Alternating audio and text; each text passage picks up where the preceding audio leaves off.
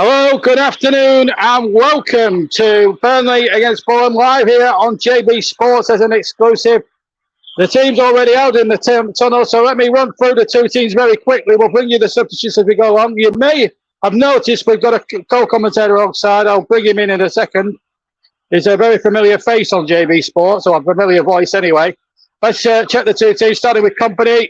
Company's Burnley. We could do with a win really today, considering that Everton have drawn. James Trafford in goal.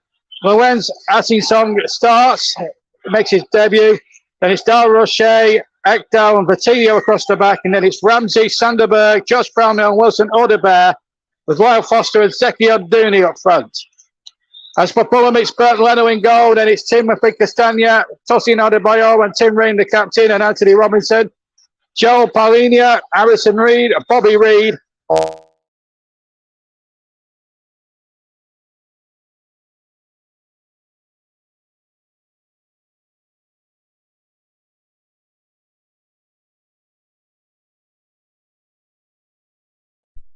But how that transpires, we'll not know. But he's from Lancashire.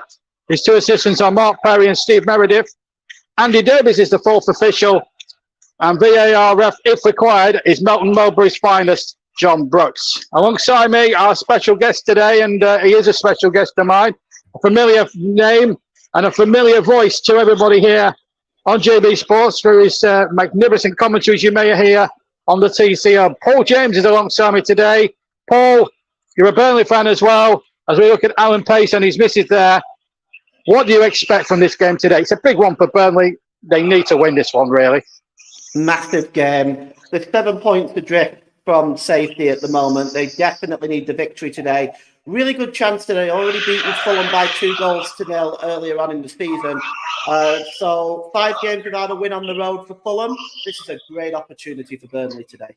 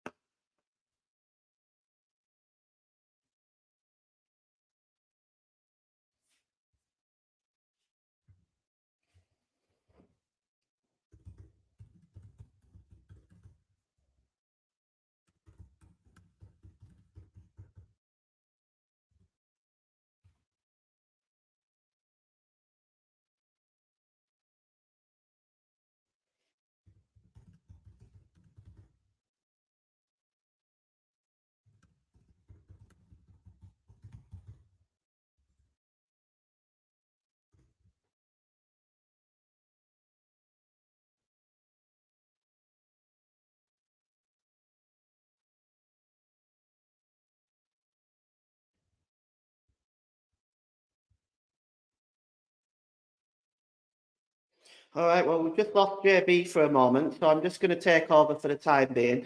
It's a throw-in to Fulham, and Anthony Robinson is going to take it. So he throws it in quickly here, and it's just knocked on by Willian back into the centre circle, and picked up there by Adarabioyo, and played forward, looking for Bobby Decordova-Reid. He drops the ball back to Adarabioyo, and he plays it long down this left-hand side, towards Anthony Robinson again, but that's a good interception there by Zeki Aduni. Aduni plays the ball forward for Foster, but Foster just gives the ball away, and it's intercepted by Harrison Reed.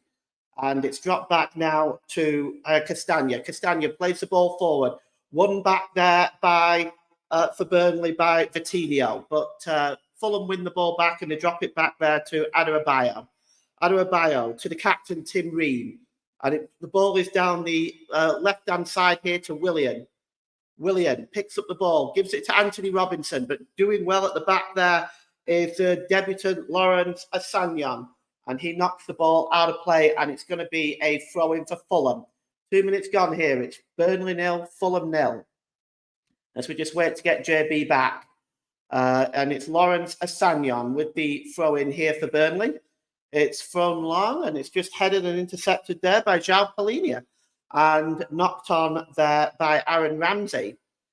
And here is Foster. Foster knocks the ball back to Brownhill. Brownhill clears the ball long into the Fulham half of the field, and the goalkeeper, Bert Leno, is out to try to catch that up, and he drops the ball back to Tosin Adarabioyo again. Adebayo picks up the ball. He's midway inside the Fulham half of the field, and he gives the ball to Tim Ream. Ream just looking for the options there, and he gives it back to Adebayo. Adebayo to Castagna. And he now gives the ball to Harrison Reed. Reed just drops the ball back here to Adebayo again. Back to Harrison Reed. And Fulham just being patient in the build-up right now. Just knocking the ball around. It's again with Tim Ream.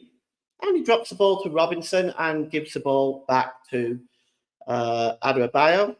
Adebayo goes long looking for Willian, but the ball is out of play. And it's going to be a throw-in to Burnley.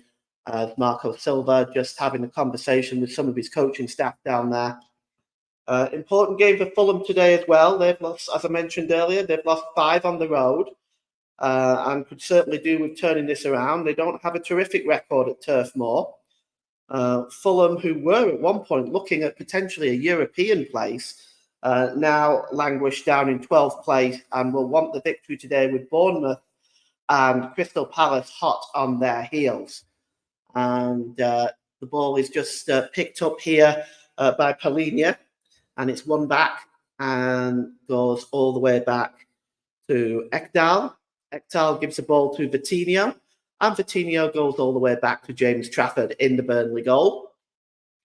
And it's Dara O'Shea. Dara O'Shea plays the ball forward down the right-hand side, and Foster just puts a brilliant move on Tim Ream. Foster cuts into the penalty area, left-hand side. Plays the ball across to the edge of the area. And it's now picked up. And the cross comes in from Vitinho, but goes wide. And it's going to be a goal kick to Fulham. As Lyle Foster just got himself into a good position there. And it was laid off by Odegaard to Vitinho. Vitinho's cross may have taken a deflection. Let's take a look at this.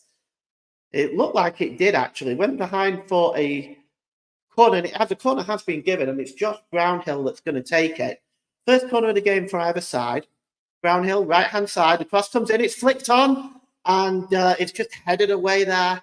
And Burnley tries to keep the momentum on. That's a good interception by Willian. And Burnley and Fulham can come forward now at the other end. That's a good challenge by Josh Brownhill. And it's going to be a throw-in to Fulham. Burnley 0, Fulham 0. 5 minutes gone here at Turf Moor. And a throw into Fulham.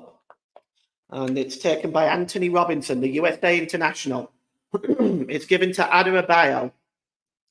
Adebayo midway inside the Fulham half of the field and played forward there by Harrison Reed. And chasing that one down is Rodrigo Muniz.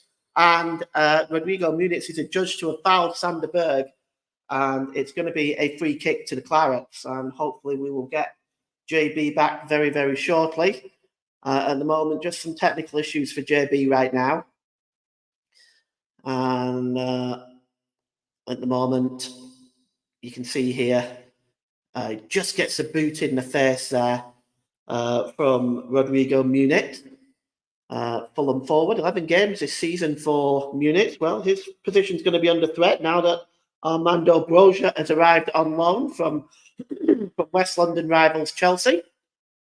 Free kick taken by James Trafford, launched downfield. Header by Adebayo, and Sanderberg just hooks the ball down the left-hand side, but it goes out of play for a throw-in for Fulham. And there's Vincent Kompany. Well, Burnley 7 points adrift from safety. They're drowning in relegation right now and desperately need a win here today, as the ball is knocked back by Brownhill back to James Trafford. James Trafford plays a rather dangerous ball. And here's Dara O'Shea. And he drops the ball back. Cleared downfield now. And Lyle Foster heads the ball on. And Bert Leno gets there. And Anthony Robinson comes forward. But the ball is won back by Zeki Abdouni. But the ball goes out of play. And it's going to be a throw-in for the Cottagers. It's taken quickly. And there is Willian, who just drops the ball back to Adebayo for Fulham. Adebayo has got the ball midway inside his own half of the field. Just a quick layoff 1-2 with João Paulinho. And Paulinho gives the ball to Tim Ream. Ream drops the ball back Here to Adebayo. Oh, and it's intercepted by Foster. And Foster's in here. It's 4-on-2. If Burnley can hurry. Odegaard. Oh, a fine challenge by Tim Ream. Oh, it was a real chance for Odegaard, but Tim Ream made a wonderful challenge there. The Fulham captain making a goal-saving challenge. And it goes out of play, and it's going to be a throw-in. And Niall Foster just played the ball across with a good challenge by Tim Ream. And that is an important challenge. It's a throw-in for Fulham, actually, and it's cleared downfield. And it's picked up there by the number 19 for Fulham, Rodrigo Muniz. And he's alleged to have been fouled, and it is a free kick. And it is still Fulham nil. Burnley nil, Fulham nil. And it's back with Tim Ream just inside his own half of the field. Across the middle there to Adebayo. Adebayo goes down the right-hand side here to Polinia. Polinia drops the ball back. And it's Adebayo again. Goes down the left-hand side this time and picks up Anthony Robinson. Robinson lifts the ball into the area. And it's a good opportunity. They're claiming handball immediately against Sander Berg. The cross was by Pereira. But they're claiming an immediate handball against Sander Berg. But there was nothing given by the official. It was far too close, surely. And here's Adebayo on the halfway line for Fulham. Back to Tim Ream. Now it's picked up by Robinson. Knocked back there by Pereira. And now Adebayo. Played forward there to Castagna. Castagna drops the ball back. And it's long again by Adebayo. He's chasing this one down, is Willian, but James Trafford just gets across and makes a challenge. And we are still awaiting JB, and I'm hoping his technical issues will be resolved shortly so we can bring JB back for you. James Trafford has the ball now. And he clears the ball downfield. And it's picked up here by the number 26, Polinia. Polinia plays the ball forward there to Decadova-Reid, and he is looking. The number 19 there was Rodrigo Muniz was looking for Decadova-Reid, and Burnley now clearing the ball away with Vitinho, and Vitinho is fouled by Harrison Reed, and it's going to be a free kick.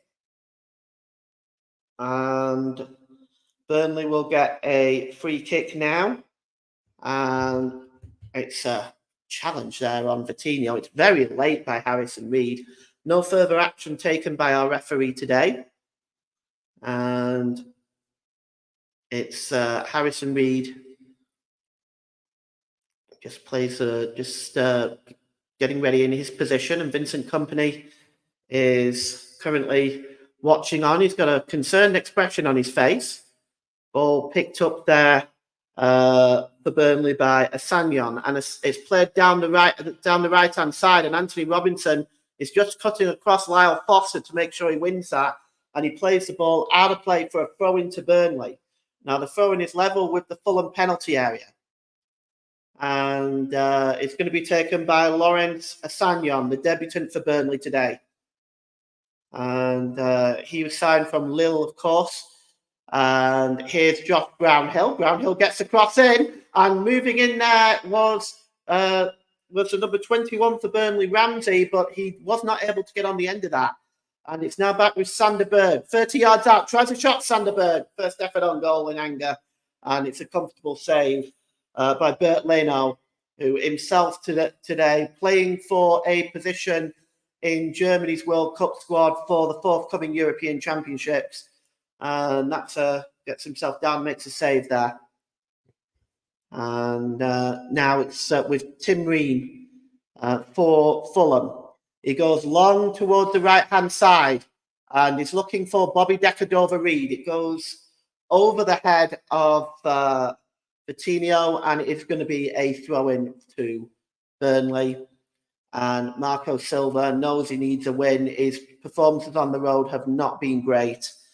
And 5 on the bounce in defeat. It's just for Burnley's sake, for Fulham's sake, they do need a win today. And it's with Adebayo. He goes back to Bert Leno.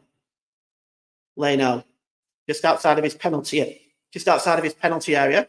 He gives the ball back to Adarabioyo and looks for the options available. He drops it back to Burnley now, as Fulham just trying to create opportunities for themselves here. And it does look like we've got JB back, so I will hand back over to JB. Yes, thanks very much indeed, Paul. I'm back with you. Back with you now. Hopefully, I just had some technical issues my end, so we're back live with you now. As Burnley have just forced a corner, I'm just seeing on my monitor there, and it will be a corner where Ramsey and O'Shea and Cole will come up for this. There's a real score of opportunity here. Burnley need to win this game. I do apologise for not being on, but here comes the corner, floated in from the far side. Up goes O'Shea, and the ball went loose, and then the ball goes wide of goal, and it goes behind for a goal kick. So at last, I'm back with you all, and as I should really be at this moment in time, as Anthony Robinson takes possession now for Fulham. 0-0 here if you've just joined us. JB, John Stuttard, and Paul James, who was supposed to be my co-commentator, but has had to fill in for the first 14 minutes whilst I've been away, as the cross comes in towards the penalty area, headed away from Dara O'Shea, and that was a dangerous moment, Paul, because if O'Shea hadn't got across there, Fulham might have been ahead. Yeah, fine interception by O'Shea. He's actually improved as games go on for Burnley. He's done very, very well, and I'm looking forward to seeing him as time goes on improve his game. He's in really good shape right now. Well, let's just see what this corner comes in. The ball playing into the penalty area, and Burnley making a bit of a haul. They're trying to clear it, quite honestly. And they get away with it now, and it's gone down the line. Here comes the corner. Ball comes into the penalty area, and again, the defender had to get it out. As a school of thought, Paul, that if in doubt, get it out. And Fulham here at the moment about a good sort of last 5 or 10 minutes where it's just happening for them at the moment. That was a big catch, actually, inside the 6-yard area. Didn't realise that the Fulham player had the chance. I couldn't work out who it was, Paul, but Burnley just living on their nerves a bit this last couple of minutes or so. Yeah, they're starting to get back into the game, Fulham, after a good start by Burnley. They're just starting to bring themselves back into it. They have to bring themselves into the game, I feel, because if they do need to win this game, that's for sure. As I say, there's a chain of thought knocking around this place that round Turf Moor, and they need the points. They do really need to win this game to really give themselves that shot in the arm of staying in the Premier League for next season. But at the moment, it's Fulham on the attack, and at the moment, Paul, it looks very onerous as Bobby Reed comes forward. I'm not going to call him his full name, as that ball comes into the 6-yard area, and that was dangerous again. And Burnley here, Paul, are all over the place at the back. Fulham again with a half a chance, and it just didn't take it. Little bit of indecision inside that Burnley 6-yard area, but Burnley cannot afford to get away with this, because otherwise they're going to run the risk of completely losing their bearings altogether. Just come back to Paul for a second, because it's a corner kick to Fulham. Still trying to get familiarised with their team. I haven't covered them this season. Here comes the corner into the near post. It's gone in, and Fulham have scored. It's a disaster for Burnley. It's Paulinho who's got it from the. It came in at the near post, 6 yards out, and Burnley have made a disastrous start to the game. 17 minutes gone. Burnley 0, Fulham 0. Fulham 1, Rover. And you have to say, Paul James, for the last 5 minutes or so, it has been coming. What a disastrous bit of defending from the Clarets. Yeah, it was poor defending by Burnley. Paulinho was able to get in front there, and he got the header on. And I'm not sure whether Trafford saw it late, but it was at the Burnley goalkeeper. I honestly think he may have done better, but Paulinho was he wasn't tracked, and he got the header in and gave Fulham the 1-goal lead. And yeah, it's a poor start for Burnley now. They've got the work cut out for them now. Well, you don't say, Paul. It's been that sort of season where everything that could go wrong for the Clarets has gone wrong, and the Burnley and the Fulham fans, fair play to them, and fair play to Marco Silva's men, because that is a sensational header. It's a good header. 17 minutes have been played. and Fulham in front, and Palhinha gets his third of the season. So that really now puts the mockers on it for Burnley a little bit, because what will happen now is that they've got to start to get a little bit of impotence now and try and get the crowd on side, because at the moment Fulham looking rampant here, and it's William here who's just drifted out to the left-hand side. He's got Robinson inside of him, but he's drifted in field here. Real danger here for the Clarets. And here comes the cross there from Castagna, the former Leicester man. Anthony Robinson knocks it back across, and Burnley again all over the place at the back. They need to get a little spell on the ball where they can just settle down here, because they're just not settling at the moment. The last 5 or 10 minutes, Fulham have certainly been the dominant force. And that, Paul, at this moment in time, with 19 minutes gone, is a massive, massive concern. It is indeed, JB. It's been very poor from Burnley defensively.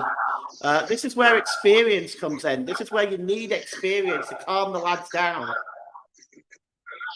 Well, there's a little bit. Oh, Sanderberg with a mistake. Oh, he gets away with it there, because tell you what, I think Bobby did cook over. He was coming in there on the edge of the area, and Berg slipped, Paul. And again, Vincent Kompany needs to get his finger out and start cajoling these players, because at the moment, as you said, there's no experienced heads in that side. I think Brownie is probably one of the most experienced players out there out the side. I'm just looking at the chairman, Alan Pace, and his missus here, and they look stern. There's a stern look on Alan Pace's face, let me tell you. They know it's not been good enough this first 20 minutes. Burnley 0, Fulham 1. Yeah, they look concerned, JB. More than concerned, as far as I'm concerned, Paul, as Burnley trying to get it out, but it's a Fulham throw-in. I think it's actually gone the other way. It's gone for a Burnley throw-in. I think it came off a Fulham player. But, well, the natives are restless. Let's make no mistake. There is a few empty seats. They were selling out earlier on this season, but there is a few empty seats for this game today. But I have to say, Burnley do have the better of the head-to-heads. But let's just break off for a second, because Fulham could be in there for goal number 2. And they are! What an exact ball! What a great finish for best up from Fulham, and to make it 2-0. But the Burnley defence was absolutely shocking again. Shocking defending from the Clarets. And Fulham here, their Christmases and New Year's have come very, very early indeed. They deserve this 2-goal lead. You cannot deny that. Burnley, a complete disgrace. Pathetic all over. From their own flame, would you believe? It's unbelievable stuff. Where was the marking there? There's no flag. There's no offside. Burnley slow on the uptake. Trafford was way, way off his line. That goes down, as far as I'm concerned, as a goalkeeping error. And Paul James, it's Nunez who scores. Paul James, this 5 or 10 minutes has turned into a complete freak disaster for Burnley. 2-0 Fulham. It's a horror show, JB. It's an absolute horror show. Defensively there as well. I think just playing Nunez onside with Coutinho, and of course he gets through that, and then he just lifts it over Trafford. It's a good finish. It's a tidy finish. But Burnley's defending once again has just fallen apart. It's collapsed. It's melted once again. I mean, I just want to get your thoughts on Trafford's positioning. I mean, was Trafford way off his line there? He looked, from what I saw, I think he was way off his line. That's why Nunez tried to chip him, and successfully so. Yeah, I think so, JB. He was very far off his line there. I mean, Fulham broke clear. I think it was a turnover again in midfield as well. So the ball was played through to Nunez, and Trafford might have just been caught out there. To be honest with you, very, very poor from Burnley all round. And I don't know how much worse this needs to get. Well, it's turning into a Greek tragedy, that is for sure, because I tell you something, the natives are really getting restless here. This was a game, there were positives to take out. I know we lost against Manchester City in the week, but there was positives to take out of that. The fact that they battled on and kept people like Erling Haaland out and things like that. But it's mistakes. Burnley can win games of football. We've seen it this season, none more so than at Craven Cottage when we were defensively more sounder and didn't make any mistakes and won 2-0. Now it's look anonymous now. If Burnley are going to get anything from this match, they have to score 3 goals without reply to even win the match, Paul. And this, you have to say, is the tallest of tall orders. Yeah, I mean, you get one back and then the 2-goal lead looks very fragile. But here's the thing. Burnley have not scored a lot of goals this season themselves. And having conceded a few, I think, I hate to be the voice of doom, JB, but I think the way Burnley are defending right now, I'm not sure that Fulham are going to finish with just 2 goals. No, I agree. I mean, let's give Fulham their dues. I think they've been excellent from what I've seen of the game. I mean, I don't know how you saw it in the first 10 minutes, but from what I've seen since I've managed to get back on, Fulham have been sensational. And it must be said, Burnley just winning another throw-in here. But it has to be, on the far side, it has to be said, though, that the defending on the 2 goals, the first one, a set piece, is unforgivable. The second one, Trafford's position, has to be called into question. I mean, It is a young side. I get it. And I think a lot of Burnley fans get it. We are in the middle of a so-called 5-year plan. But if this was any other club, would Vincent Kompany be on borrowed time now? And I've got to ask you this dispassionately, Paul. Yeah, I think if it's any other club, he's gone, to be honest. But, I mean, I think that Alan Pace has got this 5-year plan. My question is for right now is, really, should we get rid of him at this stage? Because, okay, in my opinion, since really before Christmas, I believe we're going to be going down for sure.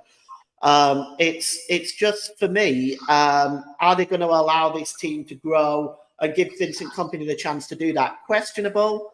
It's whether or not the fans will be patient, whether or not Vincent Kompany himself will be patient. This can't be good fun for him either. I'm sure it isn't, but he sets the team up, and I think it's got to be said anyway. O'Shea gets the ball forward. That should be Anthony Robinson's to cover there, as despite the advances of Lorenzo Assignon, who's been penalised by the referee Darren Bond, and it's a free kick to Fulham. It's a definite foul. Just pushes him over. And in this day and age, Paul, that's a definite free kick. 25 minutes gone, 2-0 Fulham. Yeah, definite free kick. And Burnley now just trying to come forward. They're just trying to get... They had a good start. The first 10 to 12 minutes, JB, that you missed, they had a pretty decent start. But they allowed Fulham to get back in the game. And when the first goal went in, I think Burnley's defence panicked. This young side panicked, and they conceded a second. And now they've just got to try to balance their heads and get back into this game. Which begs the question, Paul. Fulham coming forward at the moment. You're missing nothing, by the way. Which begs the question, Paul. Why wasn't there experienced heads coming in through the door? I mean, you look at the other signings. Sheffield United made some very good signings. You look at the likes of Ben Berrett and Diaz, which Trafford way out of his goal, having to head that one clear. They shouldn't be relying on Trafford to bail them. But Burnley should not be relying on their goalkeeper every 5 minutes as a long ball comes forward to try and deal with it every time. The back four should be doing with this an awful lot better. Thank goodness Trafford was there. But again, you've got to ask the question, what are Burnley playing at? Or the back four, especially what they're playing at. And Coutinho now in a bit of a struggle. And he wins a throw-in. But you look at the Sheffield United, they've invested in people like Brent Burris and Diaz who can score goals. Now, I'm not saying Lyle Foster and Seki Anduni cannot score goals. I don't think they're good enough at this particular level. And I've said this before, and obviously I'm not having to do it Lyle Foster. He's had a long time out with the mental illness and stuff. I suppose just keep possession in their own half at the moment. 28 gone, 27 gone, still 2-0. But the question must be asked: why hasn't Kompany gone for experienced faces? Especially, you look at the back four. We could have had Craig Dawson in the summer and players like that. Players that could have made a difference. Anyway, Dico Reed's got through down that far side again. And Burnley are all over the place. Here's William. You don't want to be giving him time, the former Chelsea man, because he will punish you. And Fulham actually just quite content at 2-0 now, just to sort of pass and move at the moment as Adebayo keeps possession, and Ream, the big captain, the American, finds his fellow American, Anthony Robinson. Here's Willian, infield again. 28 gone. It's Burnley 0, Fulham 2. From what Paul has told me, good start for the Clarets. And then the last 10, 15 minutes, Fulham have taken over and have cashed in from some really rank Burnley defending, it's got to be said. First up on the corner, which led to the first goal, touched in brilliantly by Balinia. And then the second one, Nunez getting the second, and again here now, and Willian is completely three. They didn't spot him. They did spot him then, and thank God they did, because if it had been another second or two, it would have been too late, and maybe William may have had to test trap it again. We'll break off. We have to keep going because Fulham are constantly attacking Burnley at the moment, so we can't bring Paul in. The ball out for a throw-in, but it's for Fulham, and at the moment it's one-way traffic at the moment. Paul, Fulham's still 2 up, but they could have had easily a chance to make it 3. Yeah, absolutely. They're giving William too much time. As you mentioned quite rightly, you don't want to give him a lot of time. And down that left-hand side, they are giving him a lot of time. And he's going to end up punishing Burnley if they're not careful. Fulham are dominating, JB. Totally dominating. Yeah, agreed. Let me just check the other scores. There's a free kick going on at the moment. So we're going to check the other scores from around the country. Everton-Tottenham finished 2-2. That's a bad result for Burnley, because Everton have just picked up a point. They were trailing in that game, Everton, but they got a late goal, Sean Dyche's men, and came away with a point. Elsewhere, there is some better news elsewhere, though, Paul. Luton Town are losing 2-1 to Newcastle United at the moment, and Brighton are beating Crystal Palace by a goal to 0. That is actually a fierce derby, that. It's the Ellen Mullery derby down there, and it's Brighton 1, Crystal Palace 0. In Scotland, Dundee 1, Hearts 0. Hibernian 0, St Mirren 1. Motherwell 0, Kilmarnock 1. Rangers and Livingston 0-0, and Ross County 0, St Johnstone 0. If you just want to know the Scottish scores, we'll bring you the Championship scores when we get a break in play. Incidentally, we will be bringing you a full classified check at the end of this game today, and hopefully, if we can get a little interview with Vincent Kompany, break into the BBC and get an interview with post-match interview with possibly Vincent Kompany at the end, we will do that for you.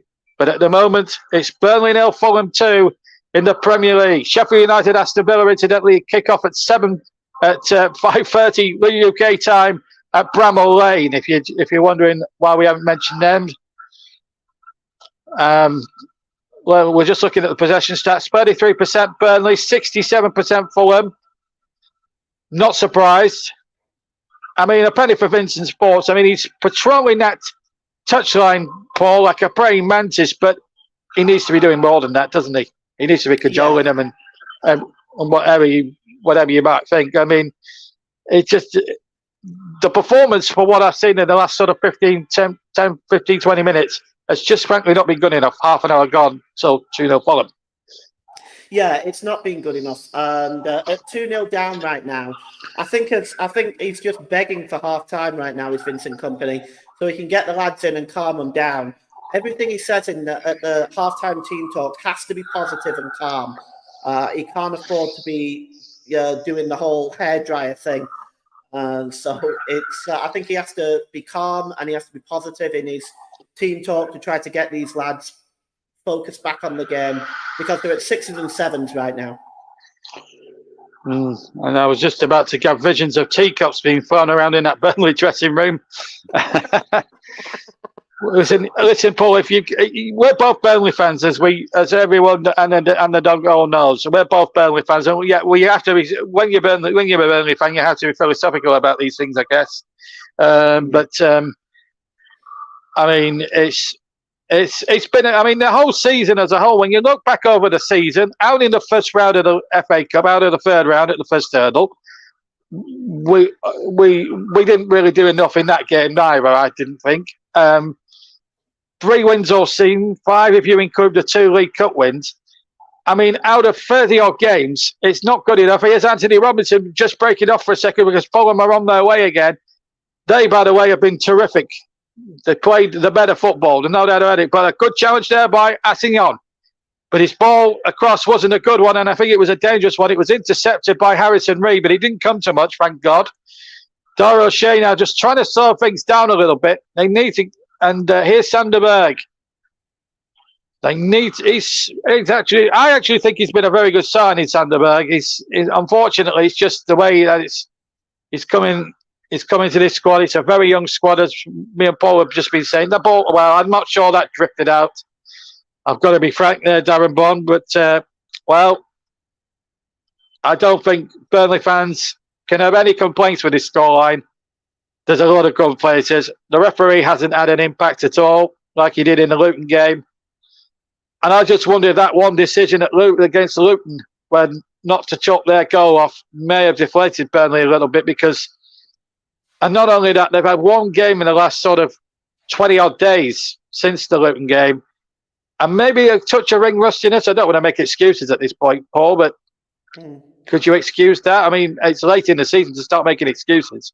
As the ball is played along again, I've got to break off for a second because here's another chance for Fulham. He could be free. Trade saved at the near post from Trafford. And it was Nunez again gambling behind, and he was onside as that ball was played. And this is just awful defending from Dara O'Shea because you need to be pushing up with your fellow back four, and he just didn't. It's a corner kick. We'll bring Paul in a second after the corner kick. Tozen is forward from the back. There's about 11 minutes to half time. We will stay on the air at half time to dissect the first half, Paul James and myself, and bring you all the half-time scores around the UK, England, Scotland, Wales, and Northern Ireland, and a bit of non-league as well. So I know a few of you listeners out there like a little bit of the non-league flavour as well. And of course, we'll read your comments as Dick and Colby Reed tries to go in behind. I think the flag's got up for an offside any case. But, I mean, again, Nunez having joy in behind that Burnley defence. And again, Dara O'Shea just switching off. That's brainless football. It is. It's very poor. And again, he should have scored. If he'd have gone across the face of the goal instead of the near post, he probably would have given Fulham a third goal. But it's very, very poor all around. Shocking play again defensively by Burnley. Dara O'Shea, as you said, needs to push up with the rest of his defence. Well, Burnley, whilst you were talking, Paul, I brought them some very good percentage yards, and I've won a free kick into the line with a 6-yard box of Fulham. 10 minutes to half-time. Maybe, could we sneak one here? Could we sneak one? We're live on JB Sports. It's Paul James and JB Stuttard in the commentary box as our debutant Lorenzo Assignon wins the free kick. I think that's how you pronounce it. I think it's Lawrence Assignon, not Lorenzo. Our producers just told me. Anyway, 5 minutes to half-time. 10 minutes to half-time even. Can Burnley get on the board and just strike a goal now, get one back while the iron is hot? We'll be staying with you at half-time for, as I say, to bring you... I'll give Paul a chance to get a cup of tea, so I'll bring you some half-times. And then Paul and myself will just act as the free kick comes in. Ekdal was up, Brownhill is up, and it's headed away. Here comes Willian. It's good to see him having a bit of a renaissance in the Premier League. At a club like Fulham, I think it suits Fulham to have a player of his capabilities. Fulham have had a good season. Should finish mid-table in the Premier League, no problem at all. They had a couple of bad results in the Cup, of course. They knocked out against Liverpool, where they actually played very well in that semi-final. And had a good spell in possession against Newcastle last week in the FA Cup, but just didn't... just came up against a very good Newcastle team on the day. But here comes Odegaard. They need a bit of magic from him. Odegaard shoots, and that's probably the first shot I've seen a Burnley player having the entire first half, and it's taken him 37 minutes, and even that didn't hit the target. Still, Burnley 0, Fulham 2 in what's been a dreadful first half, if you're a Claret's persuasion. Yeah, it's not been great. But yeah, again, just to take my hat off to Fulham, they have played very, very well. Looked much like they were earlier on in the season when they were pushing for a European place. Willian, as you mentioned, has been very impressive in this first half as well. Yes, he's a super player. He was at Chelsea. I still can't believe Chelsea let him go, really, because, age catches up with everybody, but when you're a class act like William was for so many years, you never lose the old magic. Even when we had Paul Gascoigne towards the end of his career, he showed just a few glimpses of the old magic. So you never lose it. Ian Wright too. Do you remember that? Ian Wright too. Yes. Yeah. People forget about it, Wrighty as well. But I do remember Gaza. In fact, I remember watching Wrighty and Gaza play Burnley shirts in the flesh, and great days they were. Even though we were in the football league in those days, nowhere near the Premier League, but it showed that we could still attract good players. As Odebear was wrestled there by Dick Colber-Reid on the far side. Burnley taking a free kick short, but then decided to go backwards. But I mean, in the cold light today, we look at this. We look at the game now and think, wow, what? I mean, the two goals. I've looked at the two goals again, and we'll just sacked it more at half time. But the second goal, I think, is a Greek tragedy. If there's anything, I mean, I don't know whether they do exist any more Greek tragedies, but as we now come up to the final 5 minutes of the first half here at Turf Moor, as Burnley look to try and put some urgency into their play. Sander Berg picks the ball up now. Now then, Coutinho. Well, he's pushed Connor Roberts out so much so that Connor Roberts has gone to Leeds on a half-season loan deal. As Berg now gets the ball forward. Good possession from Burnley. Odegaard now breaking into the area. He gets lucky. Odegaard shoots across the face and wide of the far post. That was the chance that Burnley fans were craving for. Odegaard, 4 marks to his perseverance, Paul. He got into the area, got a bit fortunate in the first place, but just strikes his shot wide. Would it have been better to have placed it across maybe to Zeki Andouni? But still, a big chance wasted for the Clarets. Burnley still trail Fulham by 2-0. It might have been better going across, but I think both Foster and Andouni were sort of marked at the time. I don't blame him for having a shot. Goals were brilliant moves and work by Wilson Odegaard. So look at the way he gets through the 3 Fulham defenders there. That is some real positivity for Burnley. And in a dark, dark season, Wilson Odegaard has shone like a bright shining light. I'll just break off for a second. I'm going to go back to some statistics I've just seen on my screen. As the ball comes in from Anthony Robinson, Trafford palmed it away, and he only had to palm it away at that point. And while Foster, credit to him, he got the ball, took the ball there as Fulham were looking to close in. Here's Odegaard. I just want to touch on shots on target. In fact, Burnley have had 6 shots to 5 in their favour towards goal, but Fulham have had 3 on target to our 1, or to Burnley's 1. They've scored twice. So you're looking at that, 75% ratio there for Fulham, 3 on target, 2 in the net. 75% in my book. That's not a bad little ratio if you get 3 on target and you score 2 of them. Yeah, no, that's pretty bad. 66% mathematically, 66.66.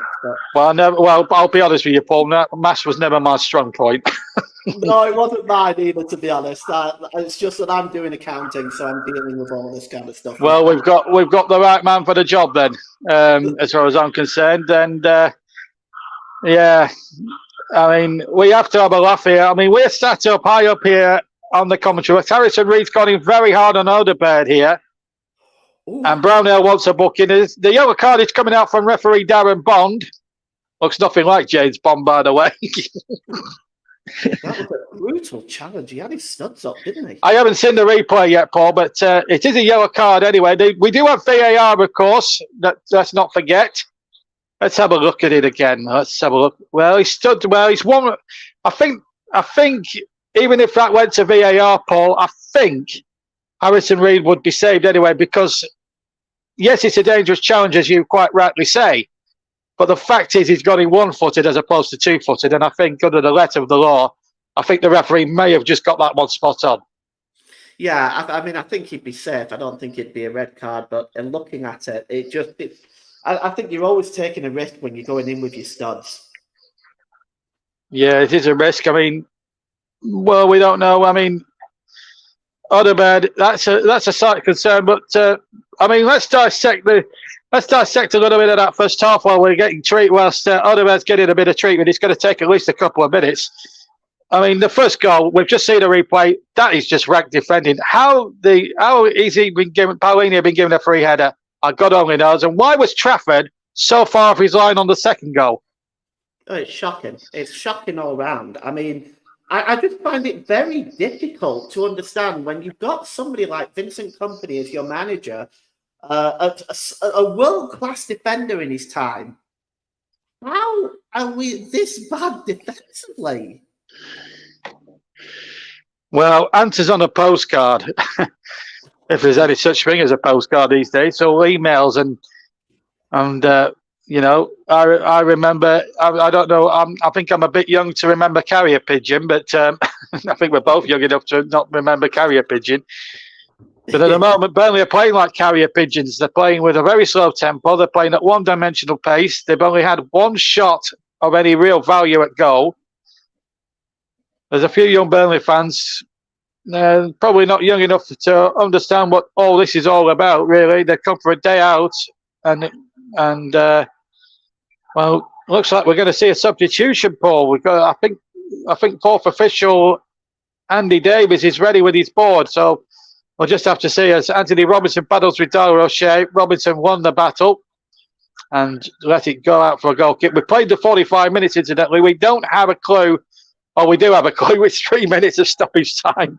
That's why the ball was up. Odobed's ready to come back on and rejoin us. There's no substitution impending, thank God.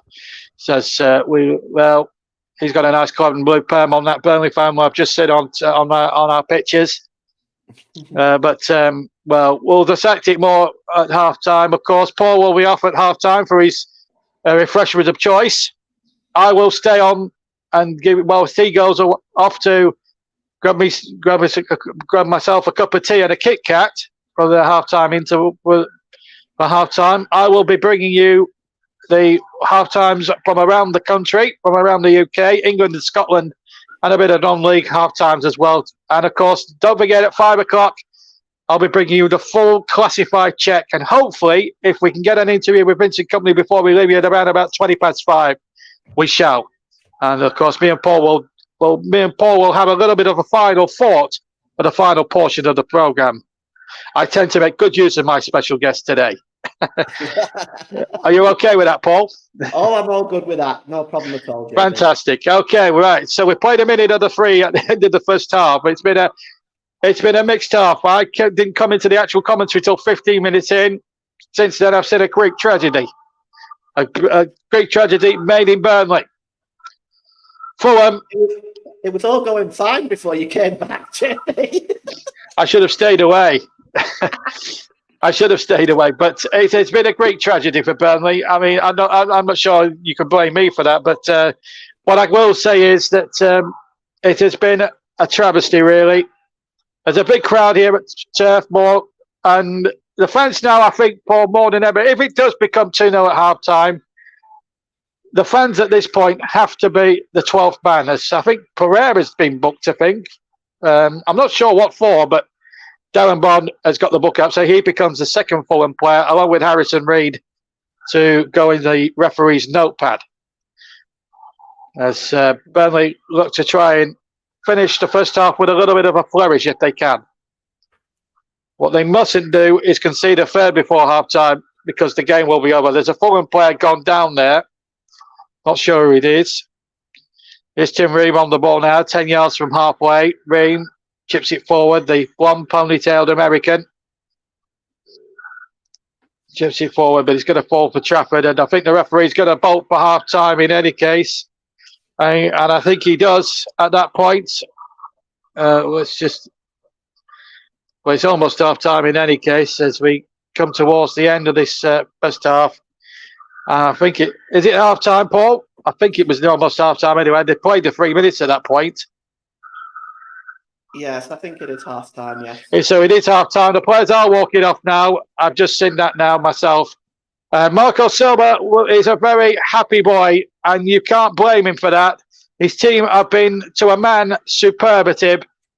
As for Burnley, It's been a complete disaster, and I wouldn't be surprised at the least, and I don't wish to banish your theory into thin air, Paul, that Vincent Kompany, I would probably, if it were me, I'd be singing. I think those teacups would be on borrowed time now, because I'd be singing a few, especially towards the back four and James Trafford, who, by the way, haven't been good enough this first half.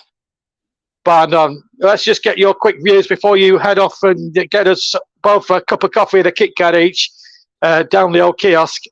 Your final thoughts at the half times with Burnley trailing 2-0.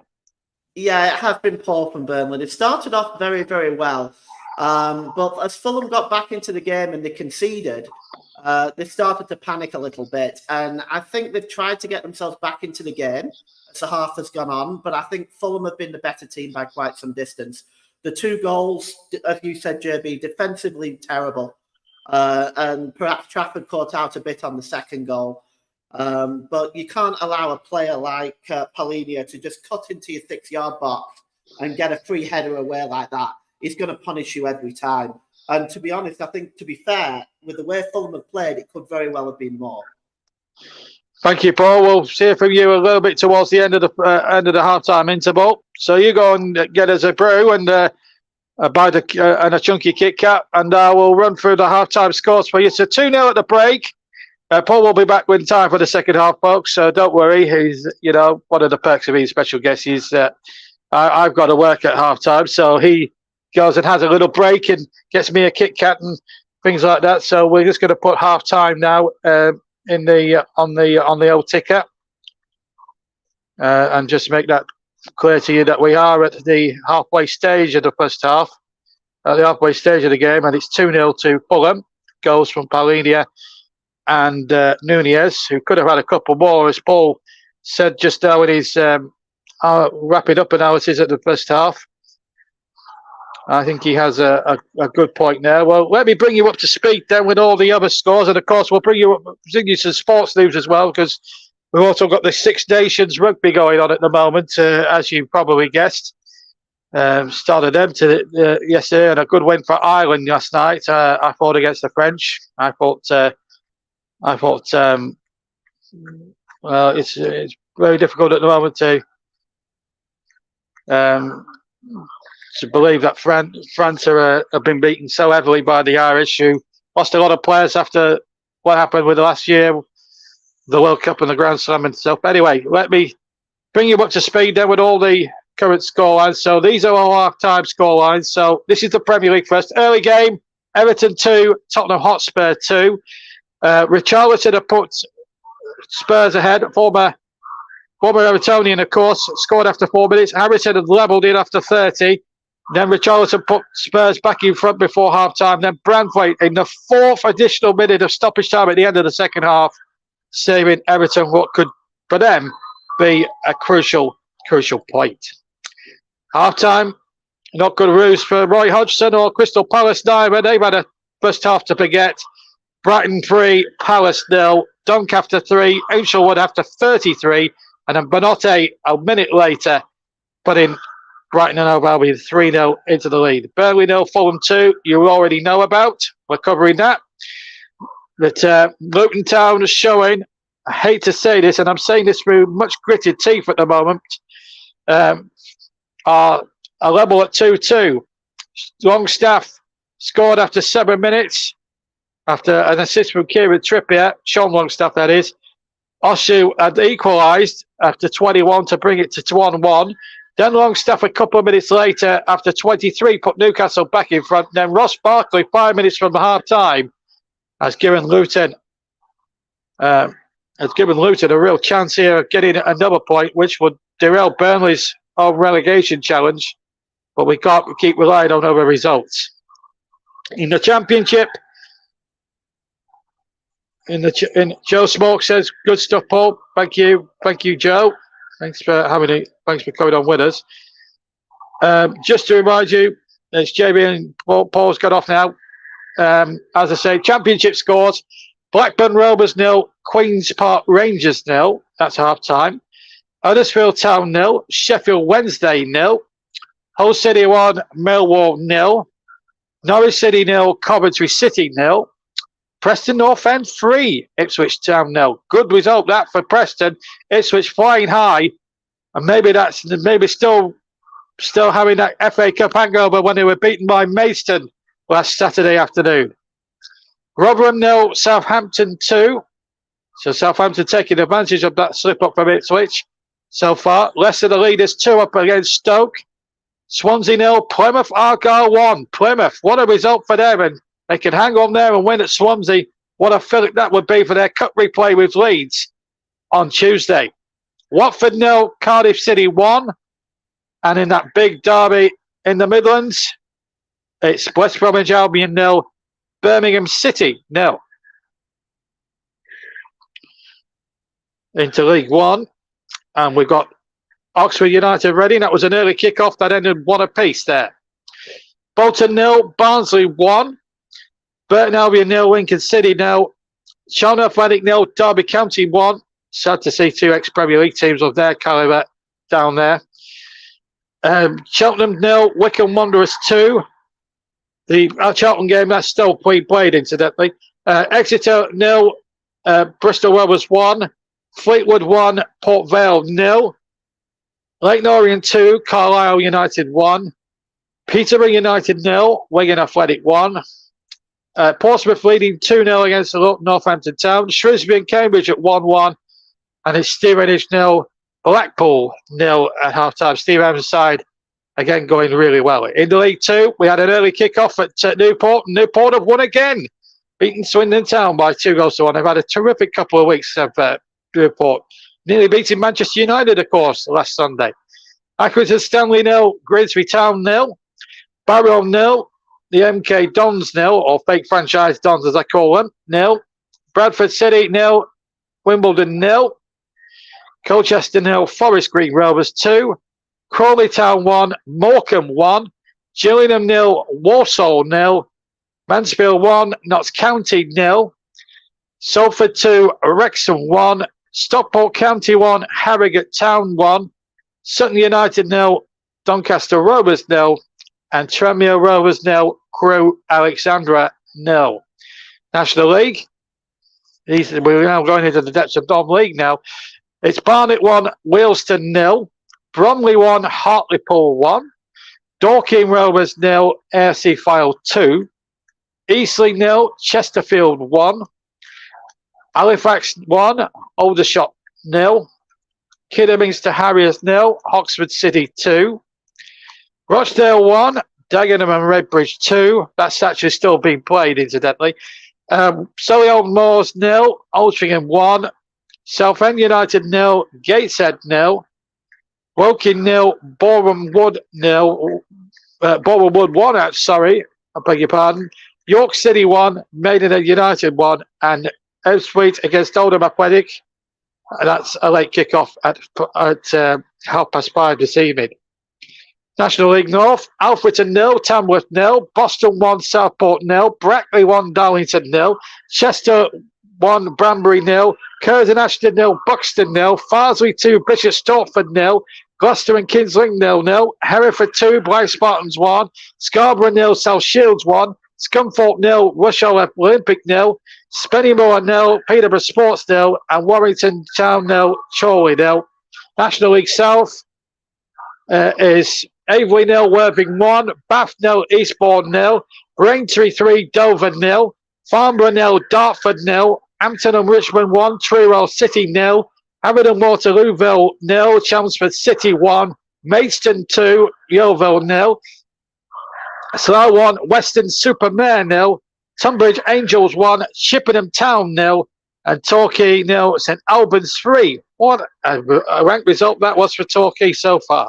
Welling 0, Taunton Town 0, and Weymouth 0, Hemel Hempstead 1. Now we go to Scotland and to the Scottish Premiership, of course. Aberdeen Celtic earlier today ended 1-1. That was a full time at Pittodrie.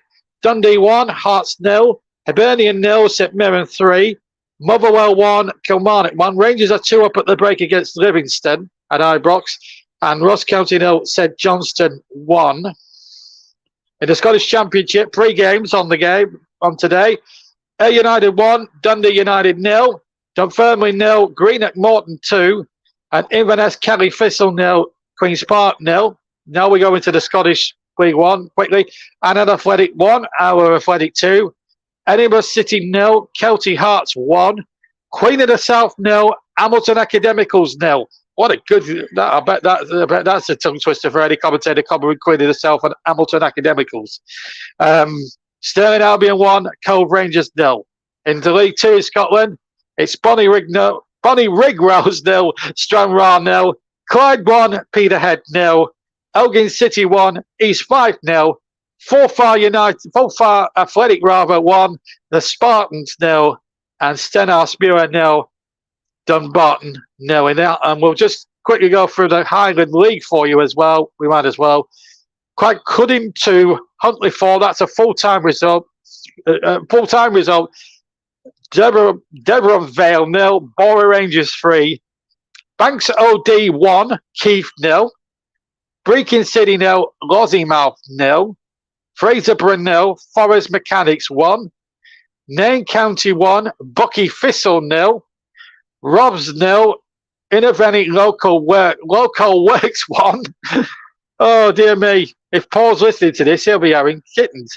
Turriff 1, Four-Man Team United 1. And Wick Academy 2, Strapsy Thistle 0. Fancy any of those Island Scottish teams, Paul? No, thanks, JB. I mean, that is a tongue twister and a mouthful, isn't it? especially if you're covering Queen of the South against Hamilton Academicals, absolutely. Anyway, we'll come back to you in a second, Paul. Let's just check over the latest in the rugby as well. We've got the rugby as well. At the moment, it's a pretty good match going on between Italy and England in the Stadio Olimpico in Rome. It's Italy currently 27. It's actually currently Italy 17, England 27. Gabisi and Allen with the tries for Italy. Allen with 2 conversions and a penalty. There's a couple of England have winning 2 tries themselves. Brudeli and Mitchell, 4 with a conversion, 1 conversion out of the 2, so he's missed another one. But he has made up with 5 penalties. And Italy at that stage were leading England by 17 points to 14. There's still, I think there's a couple of minutes left to go in that game as well. So Italy 27, Italy 17 rather, England 27. Scotland and Wales kick off a little bit later on this afternoon. And in the cricket, of course, it's the second test of day 2. India, in their first innings, made 396. Jaiswal made 209. Jamie Anderson, a Burnley lad, took bowling figures of 3 wickets for 47. Ahmed 3 for 65. And Bashir 3 for 138. England, in reply, made 253. Crawley 76. Broommeadow took great figures there, 6 for 45. Kuldeep chipped in with an extra 3 for 71. India now currently at close of play, 28 for no loss, and currently lead by 171 runs. So that keeps you up to date with all the big news in the world of sport. Meanwhile, we're back with the football. Paul James is alongside me, John Stuttard, in the commentary box. Well, it's not looking good for Burnley with Luton drawing and Everton getting a point. They needed to win this game. They need a mammoth second half, don't they? Oh, they really do. They need to come out. They need to come out for the second half, and everything they do needs to be positive. They need to be moving the ball around. They need to be creating chances. They need to put the first half behind them. They have to have the mental attitude that it's 0-0 and that they're going out to win the game. That's got to be what it is. Because if they come out playing like they did in the first half, there's going to be more goals in this game, and unfortunately, they're not going to come for Burnley. Yeah, well, it's a question, of course. You mentioned it. Good attitude. Maybe a bit of PMA needed, and they call it positive mental attitude. And maybe they've been a little bit lackluster in that department all afternoon. They're currently now in a huddle, ladies and gents. Actually, they know how big a 45 minutes, and a lot will be relying on the 5 people like Lyle Foster and Seki Anduni, who really haven't had a kick in this first half. Can they produced the goods in the second half. Just to remind you, me and Paul James will be with you until about 5:20 this evening. We will be wanting your comments as well for the aftermatch show, so stay with us. Hopefully we'll get an interview with Vincent Company as well before the afternoon is out. So, it's all on the next 45 minutes, Burnley. It's win or bust. There is a substitution being made. Just trying to see who it is. He just needs to turn that camera towards me here. I'm not sure it might be. I'll just check on the... Just checking. It's gone off. Who's gone off? Ekdal, and it's a new signing, Esteve. Yeah, it looks like it. Well, it's Ekdal off then, and as you say, it's Esteve. Yeah, I know he said Esteban, as in Gloria Estefan. Anyway, we're back underway then in this second half, ladies and gents. 2-0 to Fulham. Burnley now attacking the cricket. They're attacking the cricket field then where their supporters are. And I guess their supporters, Paul, at that point would have been cock-a-hoop, because I tell you something, they've really turned it up now. And Burnley coming forward now. They have to. Ezeki Anduni. Coutinho makes the overlap. They have to go for it now, second half. Anduni has a shot, deflects. Will break here for Berg, who heads it towards the edge of the area. Burnley then win the second ball with Brownhill. Can they get Ramsey in behind? He was very quiet, I thought, very pedestrian in the first half. Never mentioned his name once at all in that first half. As the ball now comes forward, and Burnley now looking as if they've got a little bit of that PMA that me and Paul were talking about just before the restart. Here's Coutinho. Coutinho does well. Whips a good cross in. Good ball in there. He just needed a Burnley ball. Then comes Brownhill. Brownhill tried to touch the ball, and the ball just wouldn't break inside the area. And in the end, Bert Leno comes on top of the ball, but better for Burnley. And they needed to start well second half. Yes, they didn't score, but it's a step in the right direction. Now they've just got to build on that foundation, Paul. Still 2-0 for them. Absolutely, they do. It's a good start to the second half, nice and positive, like we discussed. They just need to keep doing that now. And if they can get one goal back, you just never know. You just never know. Good block as well by Burnley, trying to charge down that toes end clearance, and they did really well. It is a Fulham throw-in. However, little signs and little glimpses are there for Burnley. But with Everton drawing earlier today and Luton level at Newcastle, even a draw today, wouldn't be good enough. It's a game they do realistically have to win, because they've got some toughies coming up, Burnley. If you look at the fixture list next week, I mean, next Saturday they're away at Liverpool, and then the Saturday after that at home to Arsenal. So obviously you look at those two games at all, and you're wondering where the next point's going to drop, Paul. Well, you have to maybe look at those two games the way both those teams are playing, Liverpool and Arsenal. You fear for Burnley in those games, don't you? Especially at Anfield, and obviously you don't get many gimmies at Anfield, especially with Jurgen Klopp's side. And of course, Jurgen Klopp now retiring as Liverpool manager at the end of the season, and determined Liverpool, certainly on that red half of Merseyside, to win as many trophies, to give Jurgen Klopp the send-off he thoroughly deserves, really. 9 years in England. He's won so many terrific prizes. He's ended Liverpool's wait for a league title since 1990. And then has won the European Cup and has joined an elite band of Liverpool managerial legend on that list. It's been terrific, hasn't he? And it's devastating for Liverpool fans. You've heard them speak about it. It's a massive loss for Liverpool, and I just wonder how they're going to recover from that. And they've got a number of players out of contract as well in the summer. Well, that's for another day. That didn't look a foul on Dick Reed. I've got to be honest. I think he made a bit of a meal of it, and Darren Bond fell for that a little bit. Nevertheless, it's a free kick to Fulham. Burnley still have it all to do. 5 minutes, 4.5 minutes played of the second half. Remember, 2 would win them a point. 2 goals without reply would win them a point. 3 without 3 goals without reply would win the match. But it's a long way back for Burnley. And a third Fulham goal would end up with the points going all the way back to West London. And at the moment, on balance, deservedly so. Fulham, who have a dreadful record at Burnley, let's not forget. And what was that from James Trafford? He bowled it straight to Harrison Reed, or to Tim Reed, rather. He's put Bobby Dikokoba Reed in. No foul there. That was more of a foul than the first one, I have to say. But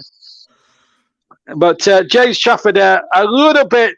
Listen, I'm all for positive play and trying to get the game, get the attacks flowing. But Trafford there just needed to show a bit more care on the throw. He's got away with that big time. 5 minutes gone, still 2-0 Fulham. Yeah, he's got away with that because he was dapping back to his goal as well. And yeah, that was a foul on Decadova Reed in my mind. Certainly looked more than the first one. Burnley get away with one there defensively. Again, it's the inexperience. It requires a calm head right now. And this is why, and I agree with what you said, why didn't Vincent Kompany look for more experience in the transfer market rather than 2 other young guys? Well, not so much. We would have to ask Vincent Kompany that, obviously, but it's obviously you could only do so much. Of course, we don't know what budget he was given for January, but then the old adage, I mean, I talked to my brother who's a Burnley fan about it, and he makes the point is people don't want to sell as easily in January like they do in the summer, maybe. So maybe questions need to be asked about the recruitment, maybe in the summer window, possibly, rather than the January window. But that's again for another day. Decathlon Reed takes the ball and plays it on to his namesake Harrison Reed. Gets the ball forward and good defended again from Ekdal, but Reed wins it back on halfway for Fulham. And they're just toying around with Burnley at the moment. The ball back to Bent Leno, who kicks the ball forward. The last time we commentated on Bent Leno together, he was part of that Arsenal team that were beaten by Nottingham Forest. We always seem to go back to that game, don't we? Every time. Well, there's always a game, wasn't it? Yeah, well, it was our first game together actually as a commentary duo, and yeah, hopefully we'll. It's good to see you back on the air, actually, Paul. After what's been happening the last couple of days, are you going to be back on our airwaves very, very soon, or is what's? I mean, we'll get your views on that in just a second because Fulham have just got a corner at this stage. We'll hear from Paul James in a second. It's going to be Pereira who got the first one to take the corner. It's going to be lifted into the penalty area again. Trafford fisting, decided to fist. He had to go through a crowd. Harrison reshoots. Hits Wilson Odegaard. Now can Odegaard retrieve that before Robinson? Not this time, but Robinson wins or concedes the throw. So are we going to see you back on our airways very, very soon, Paul? Or wait a minute. What a bad throw that was from Browner when Sanderberg gets him out of jail. Sorry, Paul, to interrupt because that was brainless football again from Burnley. Brownhill didn't look where he was going. And thank God Vandenberg was on hand because if Nunez had kept his head, it would have been 3-0. Yeah, that was very sloppy from Brownhill. He just didn't look there. And that's from one of the more experienced Burnley players too. And the captain. Yeah, that's very, very poor, is that? Pereira then with the corner. It's a corner unnecessarily conceded if Brownhill takes his time. Thankfully, he doesn't come to much. But Jesus Christ, I mean, I said Burnley poor at sides this season. This has got to be. I mean, you don't expect it from the captain of all people. It's wow. I thought I said it all. Paul. But there you are. But anyway, back to what we were discussing just now. Are we going to see you back on our airways very soon, Paul? I certainly hope so. I'm having a discussion tonight, so I certainly hope so. I'm hoping to be doing the Liverpool and the Arsenal and Liverpool game tomorrow, actually. So I certainly hope so. Well, let's hope. Common sense provides that we have you back on your airways because I've got to say this, Paul. Since I've started working, we've covered some great games together. We've covered World Cup finals, we've covered FA Cup finals, we've covered all sorts of cup shocks and things like that together over the last 2 years. I hope by tutoring and advice is giving you. I mean, I've never seen you so confident as a main commentator and a co-commentator. You thrive in both, obviously, and we don't want to see good talents like that wasted. And Well, you have helped me a great deal, JB. Like I've been 2 years now, and it's the first time I've done it in my life. I didn't go to school for broadcasting. 2 years we from didn't. in my No, I life. didn't myself. I learned it the hard way.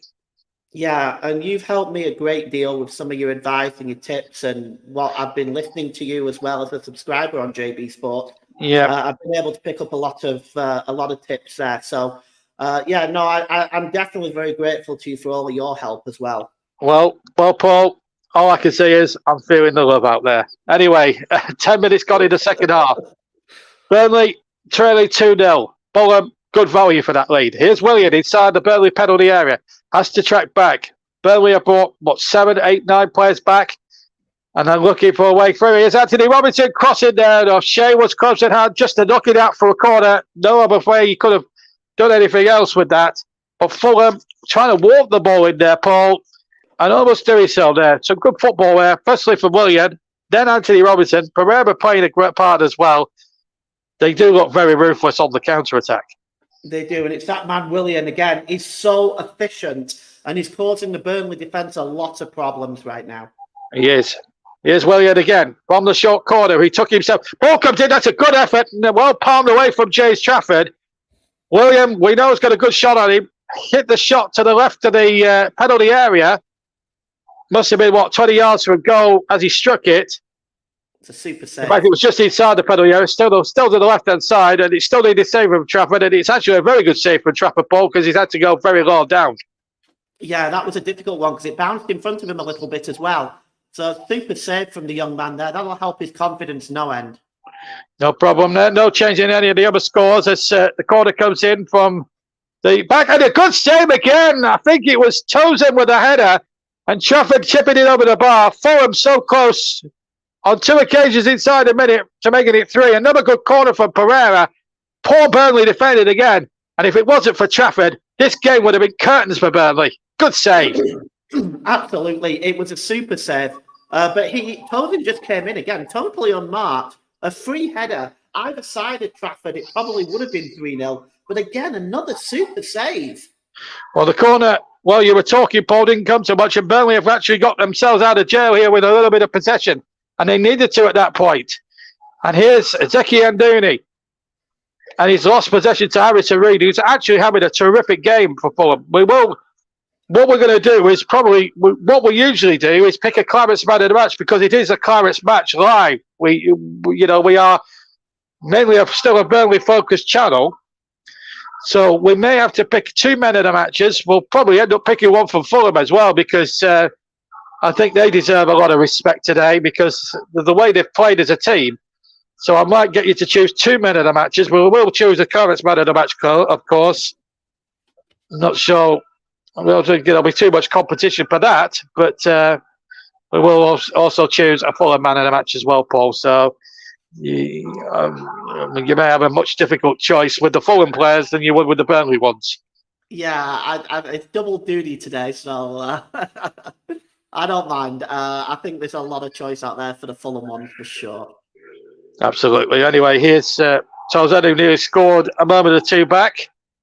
That would have killed the game off as a contest. It has been. I mean, I've been supporting Burnley. I've been watching football Burnley down at the turf for 25 years, man and boy. I've been going to the games on a regular basis since 1999, and I've got to be honest, this is probably the worst season I can remember. Absolutely supporting the Clarets as a proper pucker Burnley fan. It's sad to see this great club being dragged through the mud as it is now.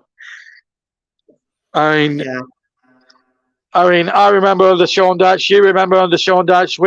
We always had a very, very, very good home record in top flight football. So much so we got in Europe one year.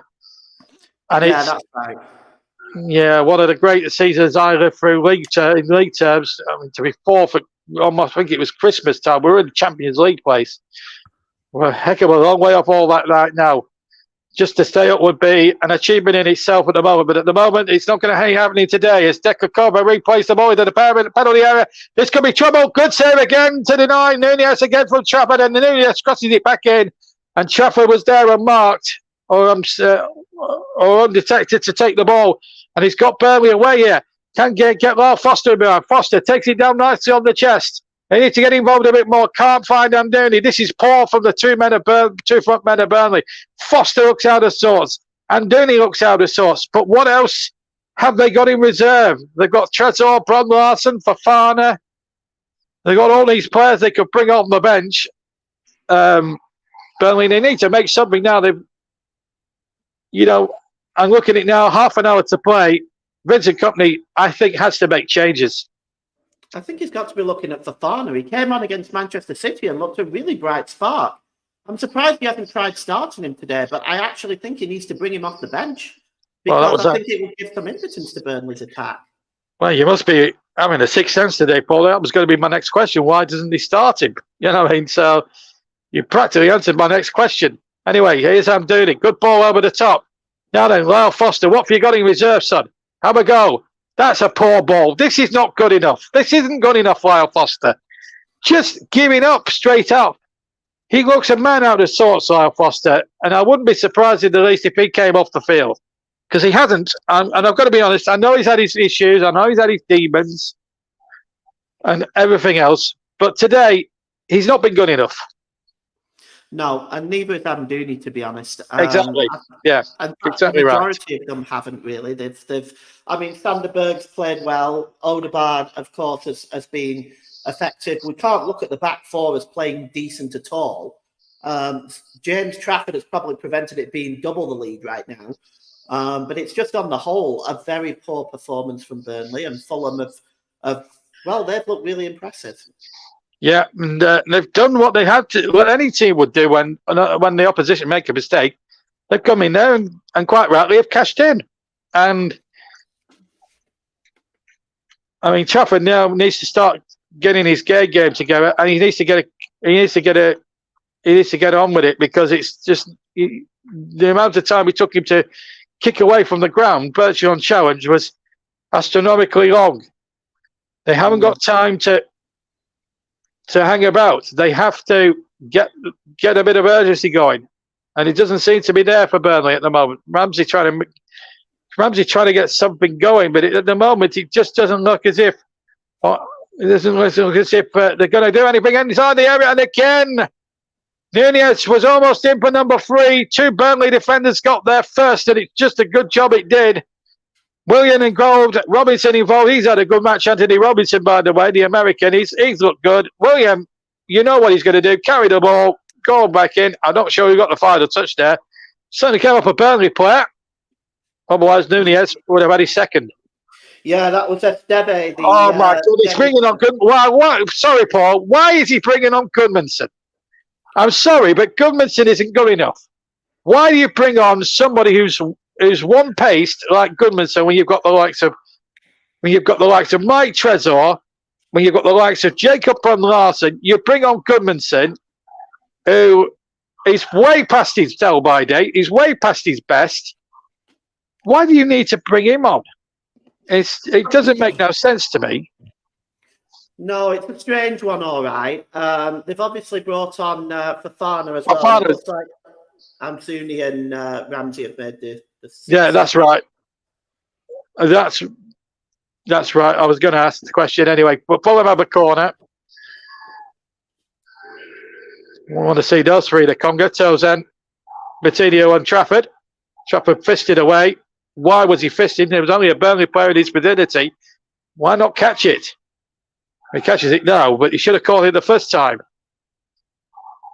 I mean, Trafford is a good lad. He will be an England number 1 of the future. But at the moment, his goalkeeping, his positioning, his vulnerability on crosses, he's so naive.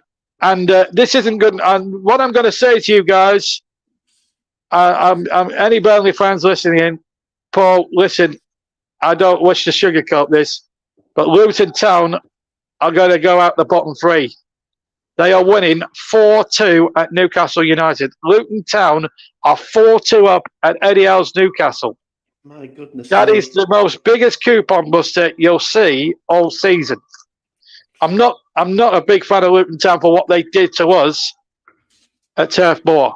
In fact, I'll put it on record as I'm not their biggest fan. But what you can't deny is their character, their spirit, and their endeavour.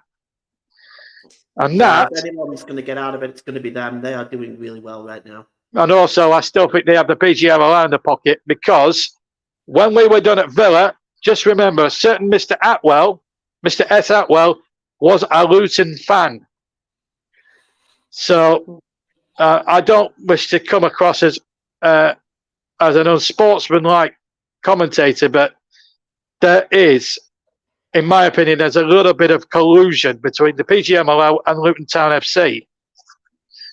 Whether that's proven or not, that's for them to say. But as far as I'm concerned, as a Burnley fan as well, we want a bit of fairness, and we're not doing it. Having said that, though, today we haven't been at it. Inside the penalty area goes Fofana. Now Brownhill. Oh, Brownhill can't keep it down. It's an appalling shot with his right foot, and it's gone sailing over the top of the bar. These are the sort of chances, Paul, that we need to be taking, and Brownhill just got far too much underneath it. Not good enough. It's still 2-0 with 20 minutes of the second half played. Yeah, certainly not good enough, JB. Very poor all round that by Brownhill. I mean, good build-up play by Burnley. It looked promising. Free shot from the edge of the area. You got to do better. You do. Here's Vitinho on halfway. Poor first touch. Got away with it. Odegaard can't beat the first man. Castadio was there, and he's now allowed to go forward on. And Burnley need to get bodies back now. Harrison Reed, who's had a good match in my opinion. He's done really, really well. Is Tozan, who could have had a goal himself today. Tim Ream, the experienced American at the back. Big, tall man with the ponytail. They have to go back to Bert Leno, the German.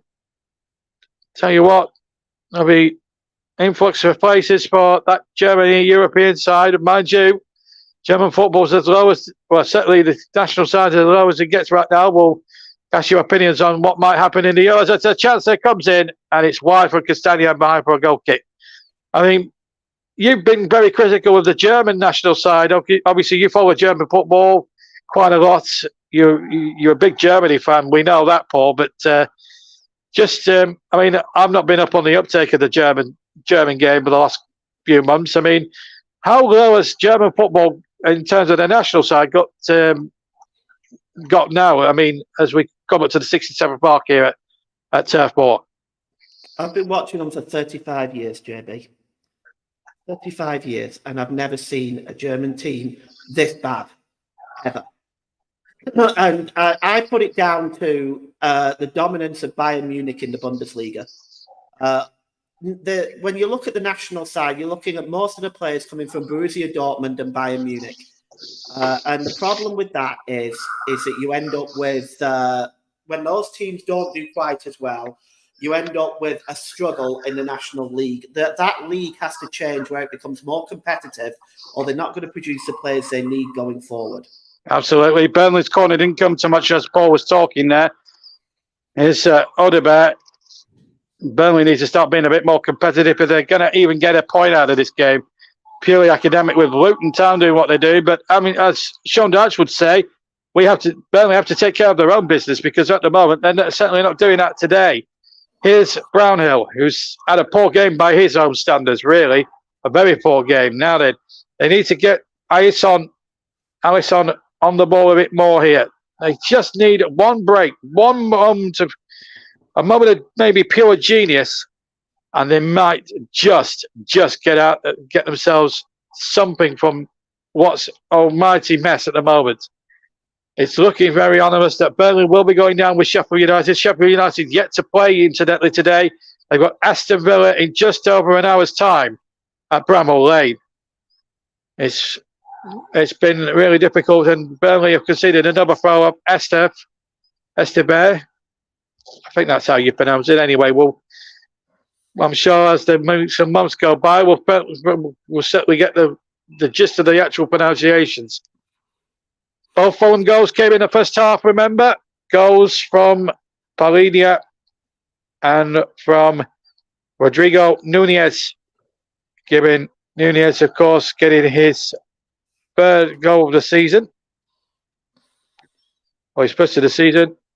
Paulinho, his third. And there comes Pereira's corner. Not very dealt with properly there. And it's Paulinho who keeps it in. Here's the tricky Willian. Willian shoots. That's a good effort again. And it's well turned around behind again by James Trafford. Willian and Trafford having a little bit of a personal duel in this second half. We're coming up to the final 20 minutes. Fulham still leading 2-0.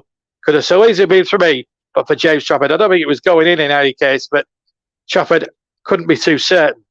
Corner kick. Fulham's 10th of the match. Shows how dominant they've actually been in this match as the away side. And ball, that was a clever corner. Pulled back for William, and Burnley's wall of Claret charged it down, and now they can break away. And they need somebody to look at it now, and that's a good ball now. And here's a chance now for Allison. Can he get the crossing? Leno's missed it, and it's got in! It's got in! Go back! Fofana with his first goal for the Clarets! And they needed it there! It's 2-1! They needed that to go in! And they've got it in. That was what they was needed. Leno was nowhere. Poor from the German. And all of a sudden, Paul James, the comeback may still well be on. It's Burnley 1, Fulham 2. Well, what an interesting last 19 minutes we got set up here, JB. Well, the two new signings connected really, really well there. Asanya got the cross in, and there was Fofana. It was poor by Bert Leno. He's not going to do his chances any good there for making the German team. But Fofana, what a header. And the cross and the breakout, that was brilliant from Burnley. We need to see more of that in the last 19 minutes. Fantastic. We always send a hug to Brazil. We love the way Brazilian teams play, Pele and all that lot. But we've got to concentrate on this game. We are pro Burnley a little bit. We are both Burnley fans, but I have to say, respect to Fulham, they played really well. But Fofana, what a moment for him. 71 minutes to go was timed at. Now, as Paul James quite rightly said there, we have an interesting 19 minutes plus injury time left. If Burnley get another one in that time, wow. Newcastle have just scored themselves. It's Newcastle 3, Luton 4.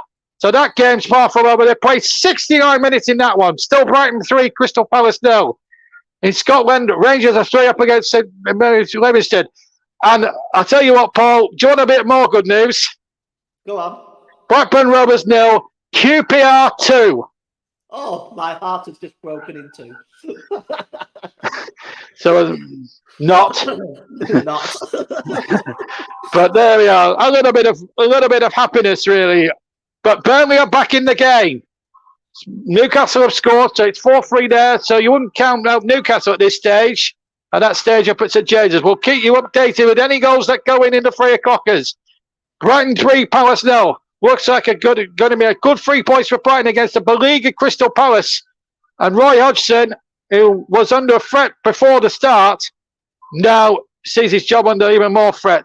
Maybe managing at his age, maybe doing him no favours. Here's Coutinho, as already Burnley look, and I have to say, since the goal now, since they've scored Burnley, they look as if they're positive.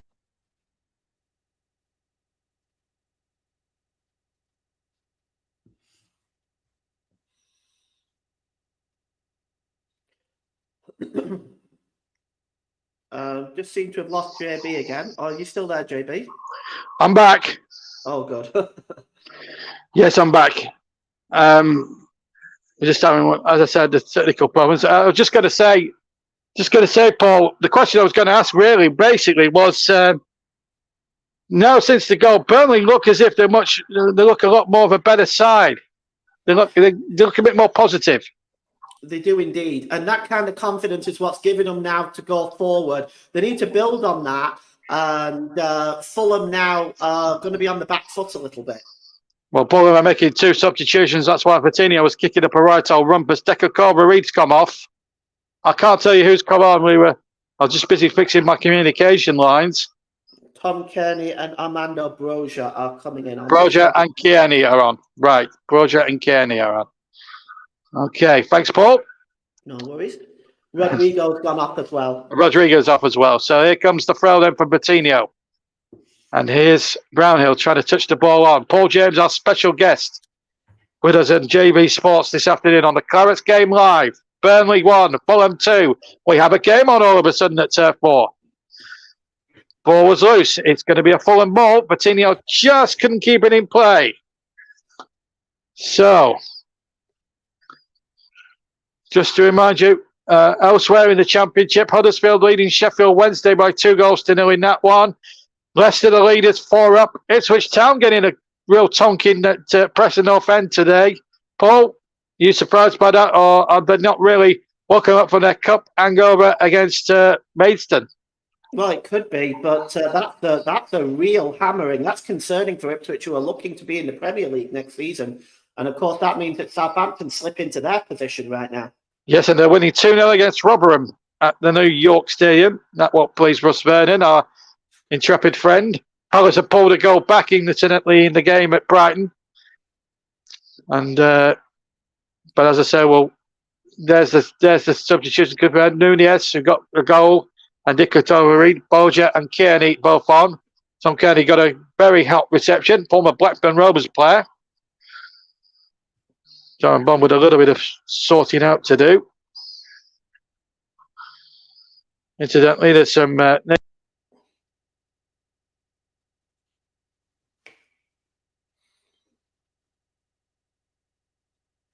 It's Broja now with a... Sorry, say that again. No, I was just going to say I thought you'd gone off again, so No, I'm just going to take over.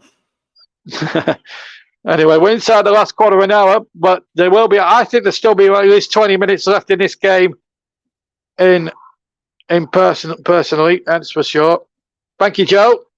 Nice to have you with us. Don't forget, JB Sports will have more TCM content. As Paul was saying earlier on, there will be Liverpool, Arsenal, Liverpool tomorrow. Hopefully we'll have Paul in the box alongside Russ Vernon for that one tomorrow afternoon. So join the two of them if you can at around about 4 o'clock. Meanwhile, Burnley in possession, but they're not doing much with it at the moment. They need to get that ball forward, and Trafford is not showing, from what I'm seeing, any urgency to get the ball forward. But it's now with Coutinho. Now he needs to carry things forward. Odegaard, Fofana, sorry. Fofana looks a very good player since coming on. Fofana trying to make one or two things happen. He's winning a few 50-50s as well, which may well help. Here's Anthony Robinson. Robinson went down. I thought he'd gone down a little easy there, but Darren Bond reckons it was a foul. I have to say, he was shot. Robinson went down as if he was being shot by Lee Harvey Oswald, but it is a free kick to Fulham, and they will not be taking too much. They'll be taking as much time as is legally possible within the spirit of the game. Referees are clamping down a bit more on the time wasted now, JB. And I'm really glad to see that, because I think it's becoming a problem at the start of this season. Well, William went down as if looks as if he was pushed down actually by a Burnley player, but the referee allowing it to go on. Maybe that's just a little bit of what Burnley needed. Why is he going back to Trafford? It needs to go forward. No point in giving it to Trafford if he's going to give it to you back. Anyway, the ball up forward, and now Fofana on the chase, but Bernardo got a good starting position and was able to take the ball no problem there in both his hands. But Fofana, I have to say, has been a very good find for Burnley. He's one of those players who is such a very, very good player. And he looks a lively customer. Of course, I didn't see the game against Manchester City properly, but obviously going on by what you said, he looks a player. And today, in the 12 minutes we've seen him, he does look a player. Anyway, meanwhile, Fulham attacking, and Coutinho had no other choice but to knock it out for a corner, because he had a Fulham player on his tail, and he couldn't take that chance. Still 2-1 Fulham with, 11 minutes to go, plus injury time. Yeah, they've David Fofana is just he's a complete package, isn't he? He's quick, he's powerful, and he's good in front of goal. I hope he starts the next game. Well, you've got to have a job on because it's Liverpool away, of course, next up in the Premier League for Burnley. Of course, we'll be talking in depth what Burnley might have to realistically get for those two games against Liverpool away and Arsenal at home.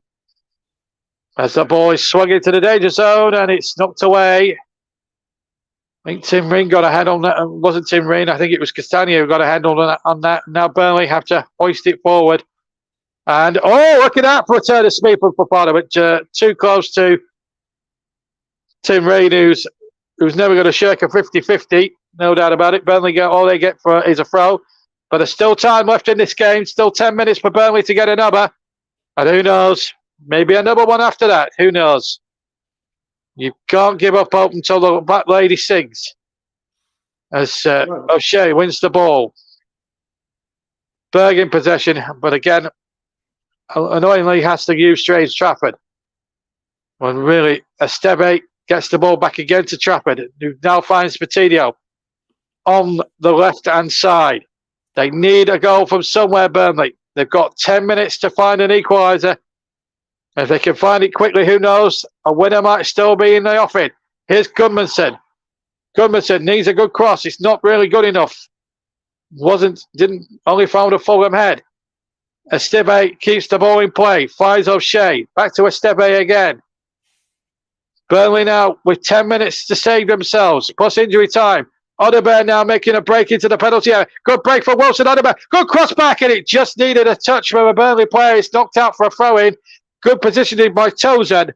Otherwise, Burnley might have been in business yet again, Paul. 81 goals, still 2-1 Fulham. Yeah, absolutely. They're coming forward very well. There's more good news from St James's Park. It's 4-4 there It's now. 4-4. I'll tell you the score is in that game as soon as we get a break in play because it's a smashing game.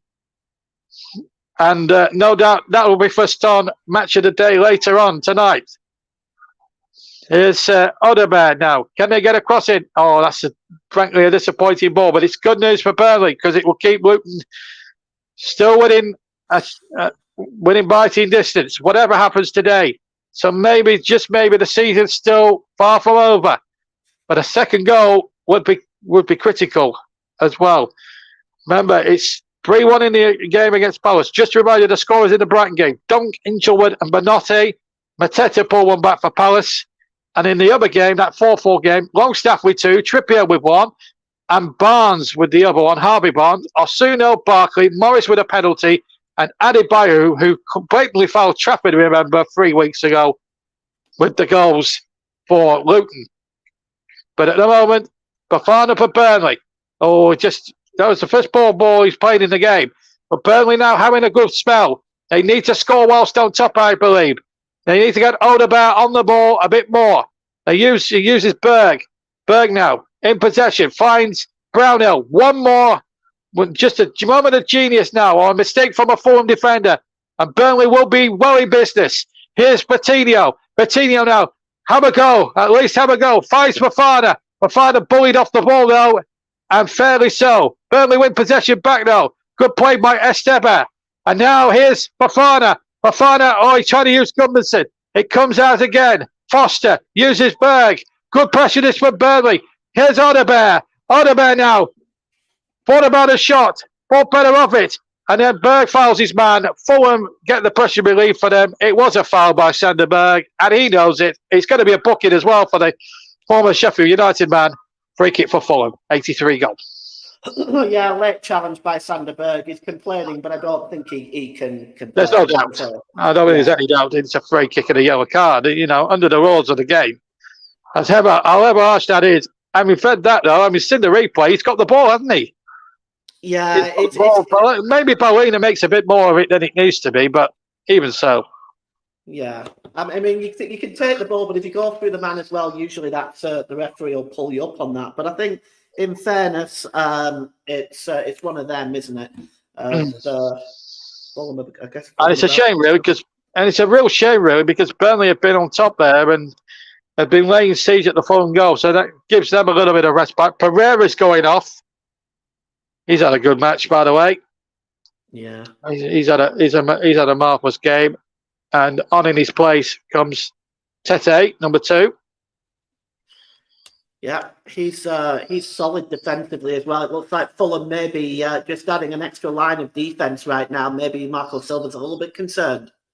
Yeah, I think that's a good little tactical play from Marco Silva. 6 minutes to go. Maybe it's a case of just shutting up shop and seeing out this victory, which was won, if it is to be a win for Fulham today, was won in the first half, essentially. And Coutinho dawdled on the ball. No foul there.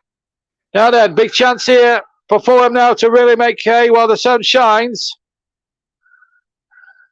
And Borgia has gone down there. Had to bring him down. So a free kick to Fulham. 5 to go. One or two Burnley fans deciding enough is enough and are heading for the exits. Really surprised at that, JB. I often wonder why fans leave when there's only 1 goal in it. I'll never understand it if I live to be 100. Andrew, I've done it myself a couple of times where you feel that the game's getting away from you and the other team are so professional and they don't give too much away. Sometimes it's bound to feel that way. Sometimes supporters, and then there's the traffic as well. I mean, you've been to Burnley. We're in Burnley. The traffic's always horrendous around that part. It's a small town as well. Yeah. So there is that element as well. You've got to consider. Here's William with the free kick. Oh, the free header as well. If Bojo had got just a percentage of a flick on that, and it didn't go onwards, then I think that might have been game, set, and match for Fulham. It was a brilliant ball in. Again by Willian, and Willian has just been brilliant today. Been a real thorn in Burnley's side. Good chance for Brozier. Well, we're going to see Jacob Brun-Larsen on. I thought Gudmundsson was the man going up, but he isn't. I think he was just getting some last-minute instructions from Vincent Kompany. There's Coutinho. He's the man who's actually being replaced. Jacob Brun-Larsen, whose contribution I think he's got 2 goals this season. Brun-Larsen, one of them a goal of the season contender against Luton Town at Kenilworth Road, which won the game, which won Burnley's first match of that season. Only won 3 all season, though, which isn't good enough. But still, 3 and a bit minutes still to play. Plus, we'll have the stoppage time coming into play. And I would say, and I'm only guessing at this stage, Paul, you'd say about 4, maybe 5 minutes. I would think so. There's been a few stoppages, substitutions, goal celebrations, etc. Well, we'll see what Andy Davis, the 4th official, has. And it has to be said, VAR has been quite quiet tonight. John Brooks hasn't had too much to do as the ball is not forward towards the far side. Burnley now looking at least to get a point from this game. Still 3-1 in the other game between Brighton and Crystal Palace, and Newcastle and Luton looking for a winner at 4-4 here up at St James's Park. Remember, Sheffield United and Aston Villa kick off in just over 45 minutes' time, just under 45 minutes' time. Burnley now looking for a way back into this match. I'm not going to go through the passing statistics that just go up on my screen. It's just too much information for even my old head to take in. And believe me, when you're the wrong side of 40, it's just too much to get your head round. Anyway, here's Odegaard now running towards the area. Can it? Oh, it nearly found Fofana. If he had taken it, I think he would have controlled. Oh, what was that from Dara O'Shea? What was that from Dara O'Shea, Paul?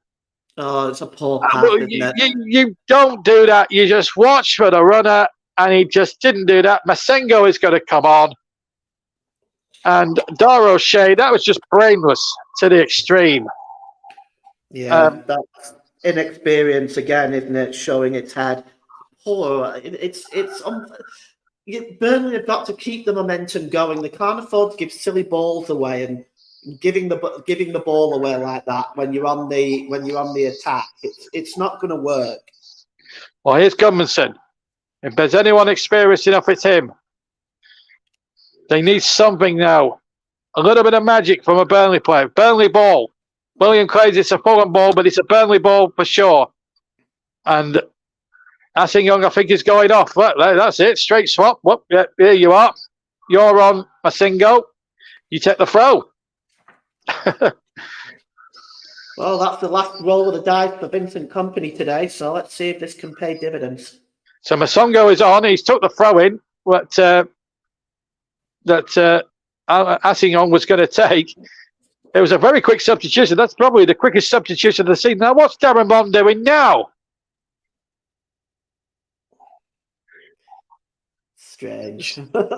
Can someone ask what Darren Bond's playing at here? Because we all think it's a Burnley ball. He's giving it the other way. Unless it's a foul throw. But that didn't look a Fulham ball to me. I'm sorry, it just didn't.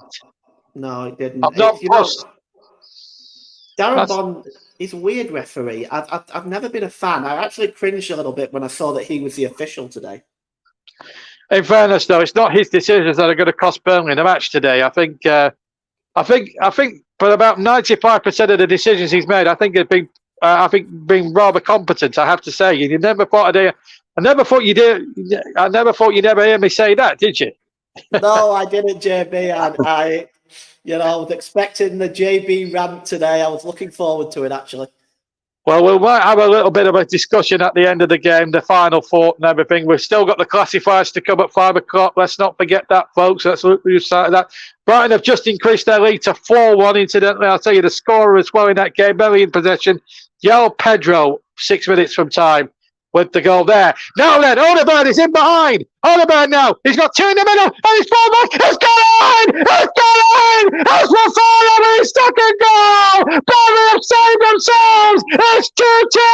There's 4 minutes of stoppage time to play! Can Burnley win this? They're back in here at 2-2! What a moment now! The ground erupts! Fulham are losing their heads! Burnley are right back in business! The final gets a yellow card for his celebration, but who cares? Burnley 2, Fulham 2, Paul James, game on!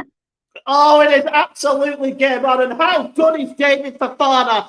Again, he's just been completely on another level in the second half. He has changed this game since coming on, and 2 goals for him, yellow card, he won't care. It's Burnley 2, Fulham 2. Wow! If you didn't write the script, you'd have to invent it. You really would. Oh, dear. VAR are looking at this. This is unbelievable stuff here.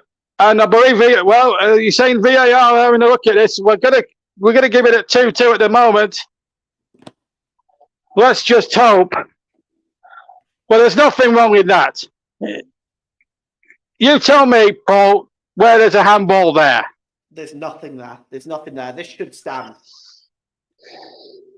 Well, it would be a travesty if this goal was chalked off. John Brooks from Melton Mowbray. Goal given! Goal given! There we go. Justice has been done.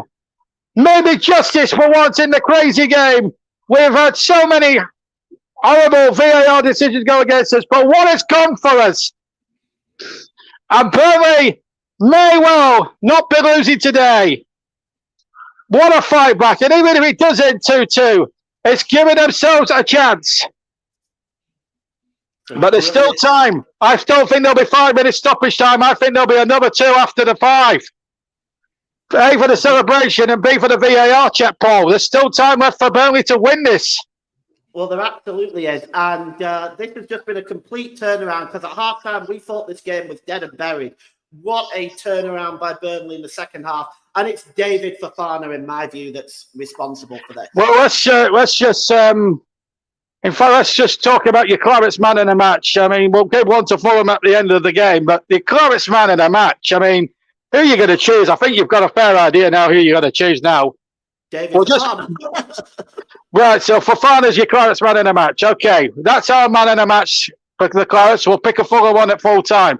Fulham with the corner, and it comes from William from the far side. Well defended this time by the Burnley defence.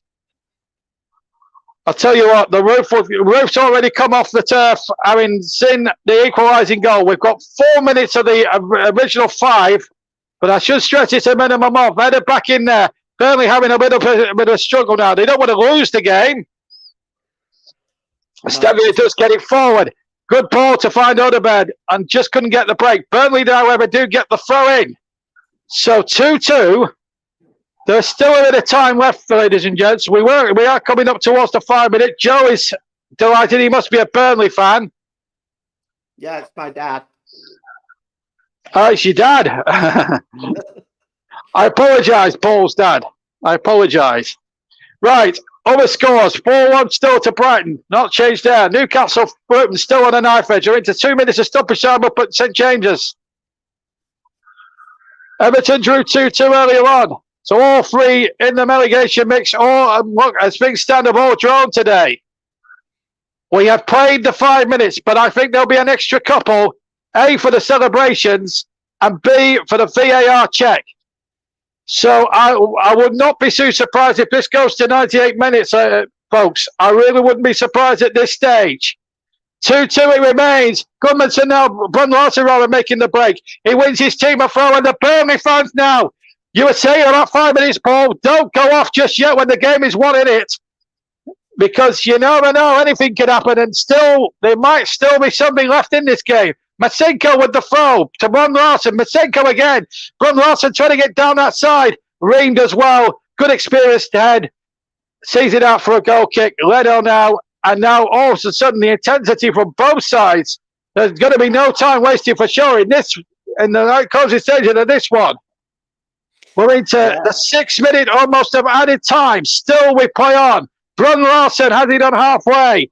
Challenged brilliantly by Anthony Robinson, who's had a good game for my money for Fulham. O'Shea does the sensible thing, knocks it into touch. And I tell you what, any like-minded Burnley fan would have took a point at this stage. Anthony Robinson annoyed that the throw-in has to be taken from the correct spot. Darren Bond just told him, you've got to get back the 10 yards, son. You can't nick 10 yards. Still we play on. We played, 96 minutes, and that's it. What a match. What a fight back from Burnley Football Club. I tell you what, we've criticised them for 95% of the afternoon. But if only he would have brought on Fofana at half-time, we might have won the match at the end of the day. But what an impact he made. David Fofana. Terrific play. 2 magnificently well-taken goals. Fulham were on course, by the way, to win the match. They were 2 up at half-time and seemingly coasting. But then the fight back came. Fofana, 71 minutes. And then in the first minute of stoppage time, brought it back to 2-2. It has been a remarkable game of football. Paulinho and Nunes put Fulham 2 ahead at half-time. And at that point, Paul, it was deserved. And you know what? We were saying at half-time it was going to be a full time of doom and despondency. Well, they may just be out of this 2-2 draw today a glimmer of hope, and it's been celebrated around Turf Moor, Paul, as if they've won it. Well, they might, because this game was essentially done and dusted at half-time. David Fofana has to start the next game. His abilities have been shining right through today. He's good in front of goal. He's quick. He's powerful. He really is a complete package. And I think he needs to start. I've also been impressed with Esteve as well today, since he came on in the second half. He added a bit of stability to Burnley's defence. James Trafford, too, made some important saves in the second half. You've got to remember the game could have been out of reach if it wasn't for some saves by him in the second half. All in all, Burnley have done very, very well to get a point out of this. And they can thank David Fofana for that. Odegaard as well, brilliant. He got the assist on the second goal, and I believe the assist on the first as well.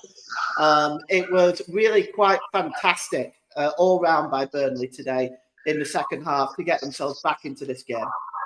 Fantastic work, Paul. We'll be with you shortly. We're going to, obviously, around about 5 o'clock in a few moments' time, we're going to have a.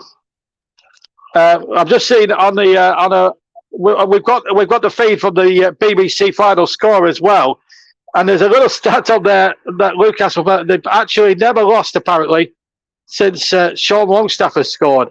So Newcastle, so there may be hope yet. The team's making their way off the field here at Turf Moor. the final possession count, 44% to 56% Fulham, 12 shots to 15. Burnley had 4 shots on target. Fulham had 7. Fulham, though, had 13 corners in the game to Burnley's 2, and they still didn't win the game. It's as Jimmy Greaves once said, Paul, it's a funny old game, isn't it? It absolutely is a funny old game, and 2-0 is a very funny lead too. I kind of felt that if Burnley could get one back, you just never know. And I think overall, once they got that one goal back, there was always hope that they was going to get a second. It's a pity it came a little late, because I think if it had come any earlier, I think Burnley may well have got the third goal and won the game in the end. Yep, and let's just thank you. Well, we'll break off from Paul for a second. Paul, go and have a couple of minutes break while we just go through some of the full times that are going in. Stoke 0, Leicester 5. Daka with 2 goals. McAteer with 1, and Jamie Vardy back in with 2 goals. One a late penalty, and the league leaders winning. Blackburn have lost. They've lost 2-1 to QPR. That's good. Ipswich have lost 3-2 at Preston. Burton 0, Lincoln 1. Eastleigh have been beaten by Chesterfield 3-1 in the National League. Halifax have been beaten by Aldershot 2-1 in the National League. Kidderminster have won against Oxford City as well in the National League. So Chesterfield have got a very healthy leader in the National League with 77 points. Bromley next closest with 58. Villa G with a goal for Hull as they've beaten Millwall by a goal to 0. It's been one of those days. The crowd now leaving.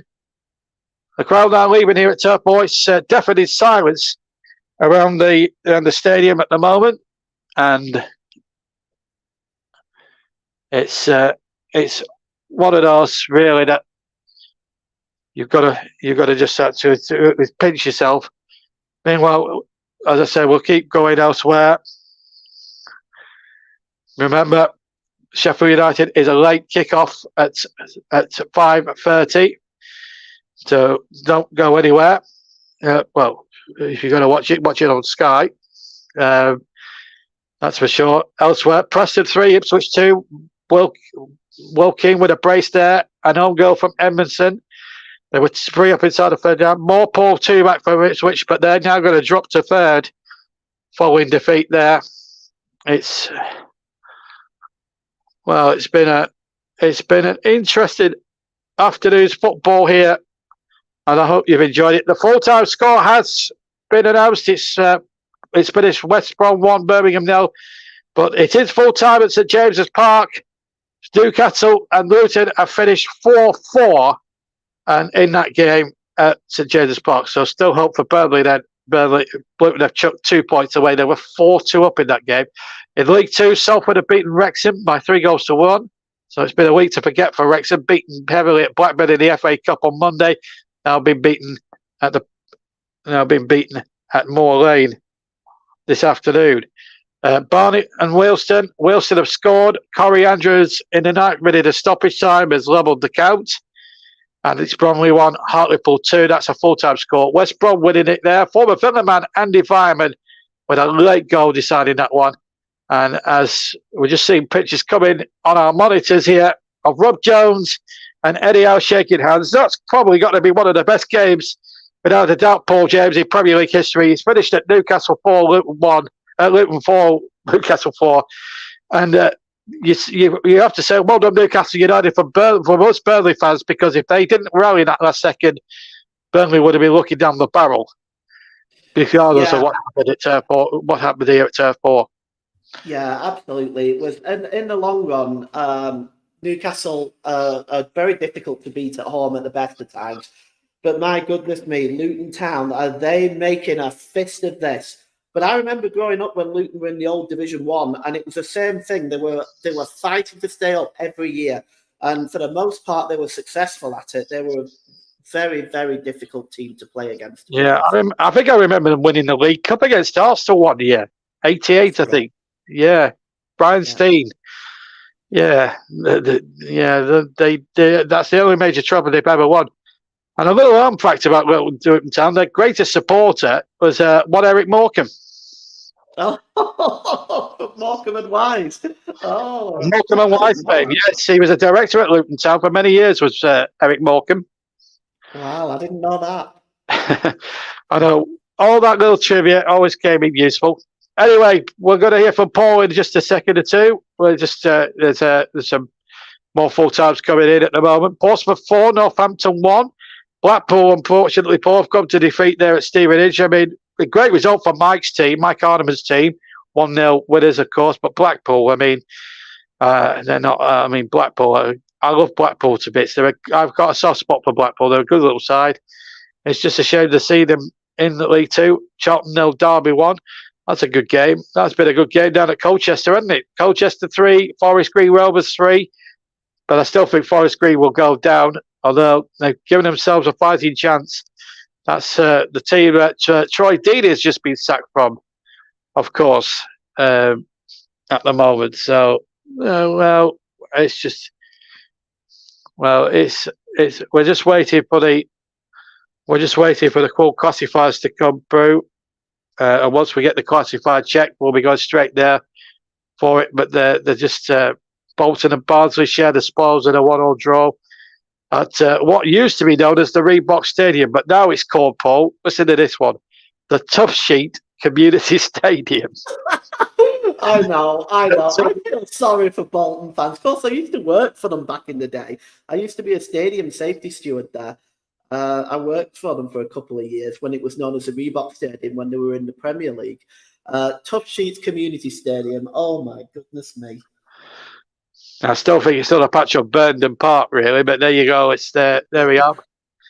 Back in the Championship, Huddersfield 4, Sheffield Wednesday 0. Goals from Pearson, 2 from Josh Koroma and Thomas, sealing a very good victory for Huddersfield, who sacked Darren Moore the other day as well.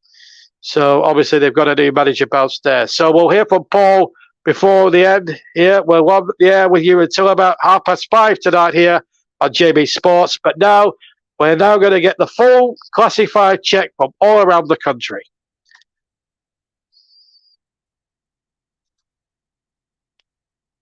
Here we go.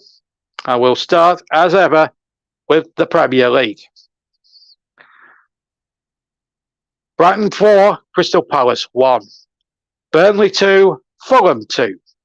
Everton 2, Tottenham 2. Newcastle 4, Luton 4. And Sheffield United against Aston Villa is an evening kickoff. Into the Championship now. Blackburn 1, Queen's Park Rangers 2. Huddersfield 4, Sheffield Wednesday 0. Hull City 1, Millwall 0. Norwich City 2, Coventry 1. Preston 3, Ipswich 2. Rotherham 0, Southampton 2. Stoke 0, Leicester City 5. Swansea 0, Plymouth 1. Watford 0, Cardiff 1. And West Bromwich Albion 1, Birmingham City 0.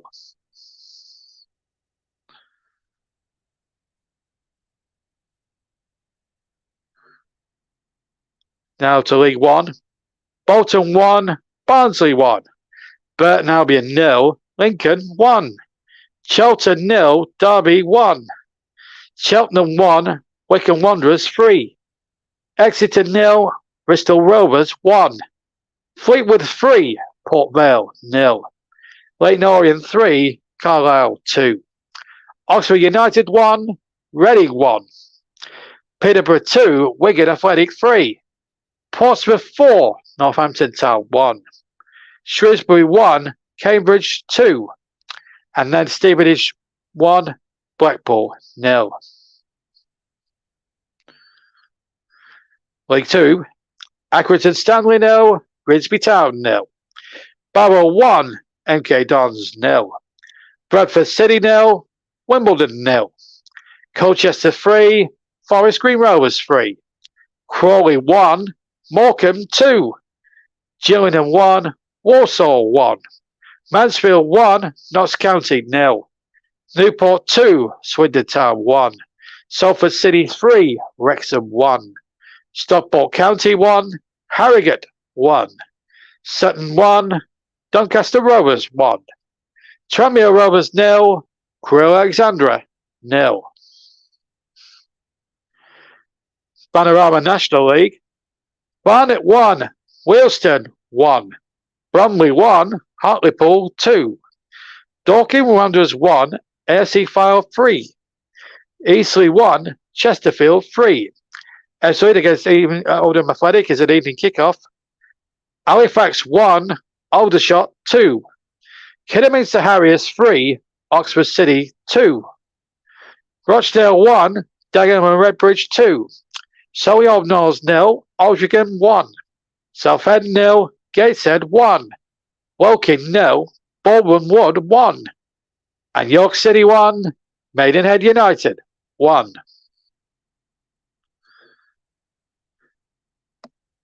Women's Super League, 1 game. Aston Villa 2, Bristol City 2. Into the Premier League in Scotland, Aberdeen 1, Celtic 1. Dundee 2, Hearts 3. Hibernian 0, St Mirren 3. Motherwell 1, Kilmarnock 1. Rangers 3, Livingston 0. And Ross County 0, St Johnstone 1. Championship, Ayr United 1, Dundee United 2. Dunfermline 0, Greenock Morton 5.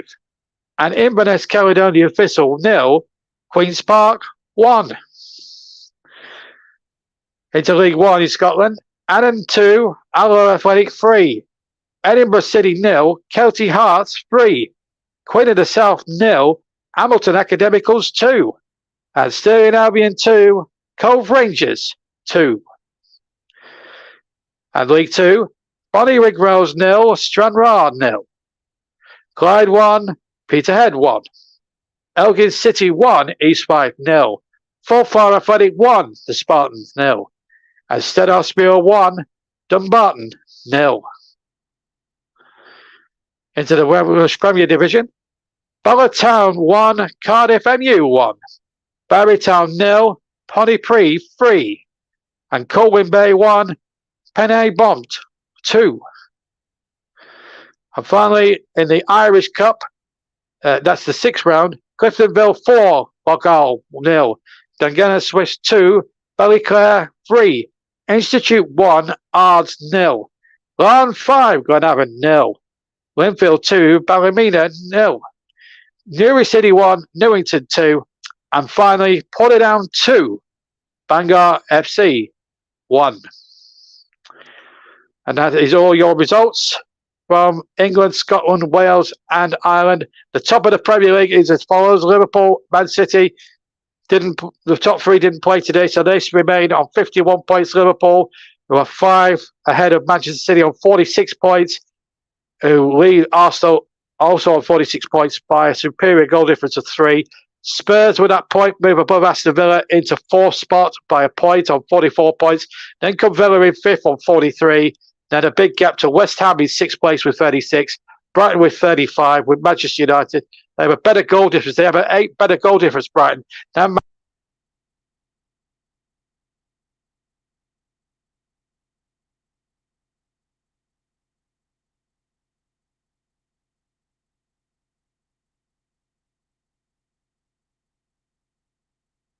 well, Burnley fans, well, let's have a look. Well, let's have a look at the wrong end of the table.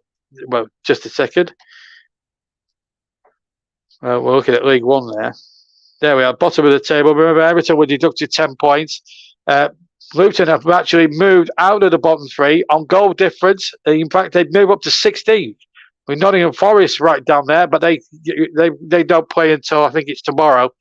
In any case, Everton are 3rd bottom with 19 points. Burnley have moved up the point to 13. So they're still 7 points from safety. Sheffield United, 10 points from safety, but they obviously play Aston Villa a little bit later on in about 15 minutes from now. So let's just take a quick look at the Championship and then we'll come back and then hopefully we'll come back there. That's Championship. We'll look at the Premier League there.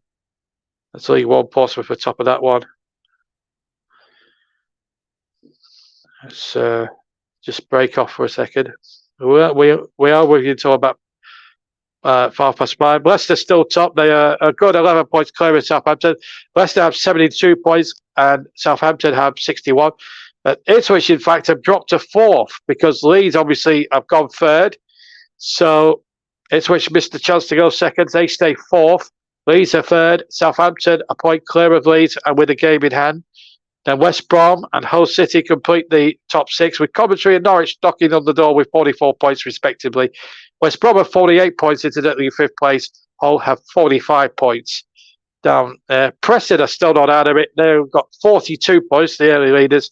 So they're only about 3 points behind. And you've got teams like Sunderland, Watford and Middlesbrough still with a good bet of getting in those playoffs. So too Cardiff and Bristol City, they've got outside chances. But Plymouth Park Argyle, the big movers at the bottom, they're up to 36 points and they're up to 15th place. And they're about 9 points, about 8 points from ahead of safety. But you look at the bottom, there's some big teams down there. Blackburn in 18th, not far from safe. Birmingham City 32, they're far from safe. But I think they'll do enough to stay up. But I fear for Stoke. I fear for Huddersfield Town, despite winning. QPR and Sheffield Wednesday. Sheffield Wednesday took a hammering at Huddersfield today, but QPR winning at Blackburn keeps them winning biting distance of Huddersfield Town. Rotherham look like goners. Okay, Paul, we've gone through all the results. I mean, obviously it's been a disappointment. It was a disappointment at half time. Now we've had time to sort of calm down from the complete mess that was the joyous scene at the end where Burnley got that equalising goal. I mean, have we? We've all calmed down from it now. And what are your overriding emotions? 20 minutes after the end here at Turf Moor. Well, it's. I wish we didn't have to play Liverpool and Arsenal next, because given this kind of comeback and it would instill a lot of confidence within the squad and a chance to pick up some extra points. But unfortunately, we do have those two giants next, so that's unfortunate. But I think they've got a real finding, David Fofana. I was impressed as well with all of the window signings. I was impressed with Esteve. I'm really impressed with him when he came on. He helped stabilise the defence. Assanyon was good going forward. So I'm kind of impressed with those. And, of course, Wilson Odegaard, of course. So there's definitely a lot of bright sparks in the Burnley team and a lot of positives, despite the season that it's been so far. So if they can keep this team together and keep these players, then going into the Championship next season, good experience for these younger guys and to try to get themselves ready to see if Burnley can get promoted again to the Premier League at the first time of asking.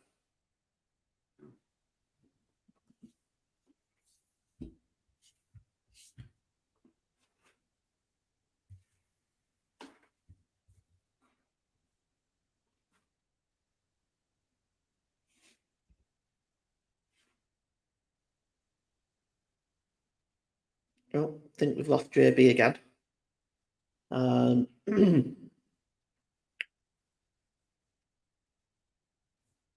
Yeah, I think we've lost JB again. The mic has gone. So, yeah, I think if you're listening and you're a Burnley fan, I think you've got, a lot to be positive about today. Yeah, I think I'm back now. I'm back. Okay. Yeah, I'm doing this off the mobile, so I do apologise if I keep cutting out every now and then. But I mean, we look at it now, and we think it's I was just about to say before I was cut short there a little bit.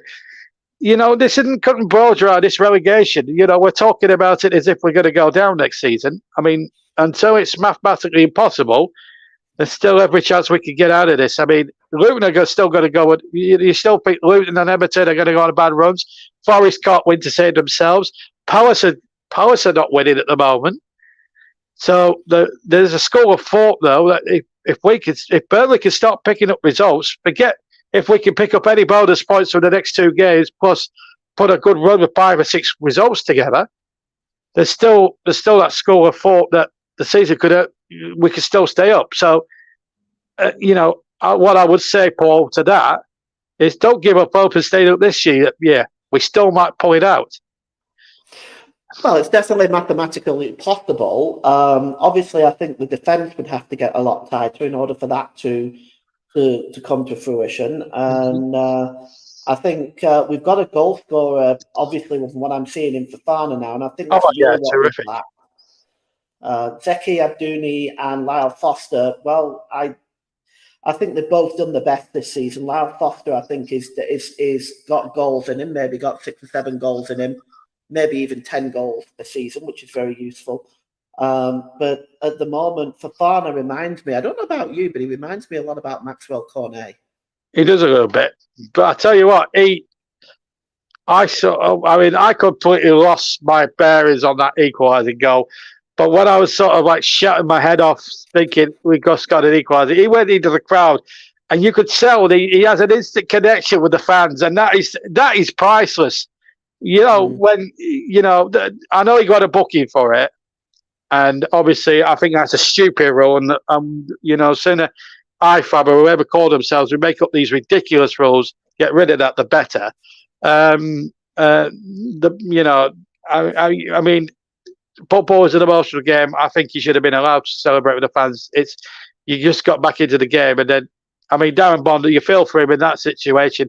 He's in a no-win situation. He has to book the lad. But the sooner IFAB or whoever make these staff rules up, do away with this stupid rule that you get booked for celebrating with your own supporters, the better. Because we need that sort of thing in the game. Otherwise, the fun of the game will go. But it looks like, as you say, it looks a bit like, it feels like a bit like Maxwell Cornet. But let's just hope he doesn't play like what Maxwell Cornet did. Because in games, he could go in of games and out of games. So let's just hope he isn't going the same way in that respect as Maxwell Cornet. But he looks a player. He looks a good. He looks sharp up front. I think I'm with you. I think he has to start the next game. I think if he starts the next game, and we rather look at Liverpool, I mean, we've won here in the past, so there's still that school of thought. But Darwin Núñez out as well, and I'm not sure about Mo Salah either. So we'll have to see on what happens there. But Liverpool can be got at that, but they are top of the league for a reason. Arsenal the same, but at Turf Moor, it could be a different proposition now. But Fulham have gone away with their tails between their legs, and they know full well now that they know they've been in a game. And to give you, I'm just going to say this. I'm looking at the article on the BBC website now. David Datro Fofana is his full name. David Datro Fofana. What a name that is. David Datro Fofana. Well, he's a Datro, and he's played like an Audi. Well, they call Audi the Audi Quattro. He played like an Audi Datro today, I'll tell you that much. I don't know where these puns are coming. I'm such a good mood tonight, you wouldn't believe it. But final thoughts, Paul. What's been? Well, let's not think about the next 2 games or what might happen for Burnley going forward. Let's finish on a positive note. Let's finish the broadcast on a very positive note. The comeback. I mean, we thought it was dead and buried. Fulham missed chances at 2-0, to come back into the game. If they take one of those chances, it's a different ball game. But having said that, though, when Fofana got that first goal, I don't know how well you felt, but I felt there was something there that Burnley could get something back out of this, and they battled and battled. And I think for the first time this season, they actually played as if they gave a monkeys, and they didn't give up. And that has to be a positive going forward. Yeah, absolutely. I mean, I always felt that if they could get one back, there'd be a chance. And when they got the one back, I thought, well, now there's a chance. And they've battled hard after they got the first goal. It really made them believe again. And they fought and they fought and they got their equaliser. And Fulham can turn to missed chances for them. But Burnley took their chances, and they, in my opinion, I've always argued when people say, okay, well, look, they had more shots, they had more possession, they clearly deserved the victory. No. If you don't take your chances, you don't deserve the victory. So, and I think that Burnley took their chances today, and they deserve a point. Yeah, no problem. Thank you, Paul. Thank you for your input today. It's been a pleasure as always. Thanks for having me on. Fulham, incidentally, I forgot to tell you that move up to 12th with that result. They are on 26 points, but they're 6 points above the drop zone. So they're far from safe right now. So they'll see that as 2 points drop. So they could still end up in the relegation mix if they're not careful. So thank you very much for joining myself and Paul. I hope you've enjoyed the day. Well, at half time, it looked as if it was going to be dead and buried. It looked as if it was going to be one of those afternoons again for Burnley. But then David Quattro Datro Fofana, I'm going to nickname him Quattro for this because he played like as if he was driving an Audi Quattro today. He was just unstoppable. 2 magnificent goals has got Burnley what could still prove to be, come the end of the game, or the end of the day, a very, very priceless point. I hope you've enjoyed our coverage today at Turf 4. For Paul and myself, JB, have a very good rest of your Saturday night. Good night to you all. Bye-bye.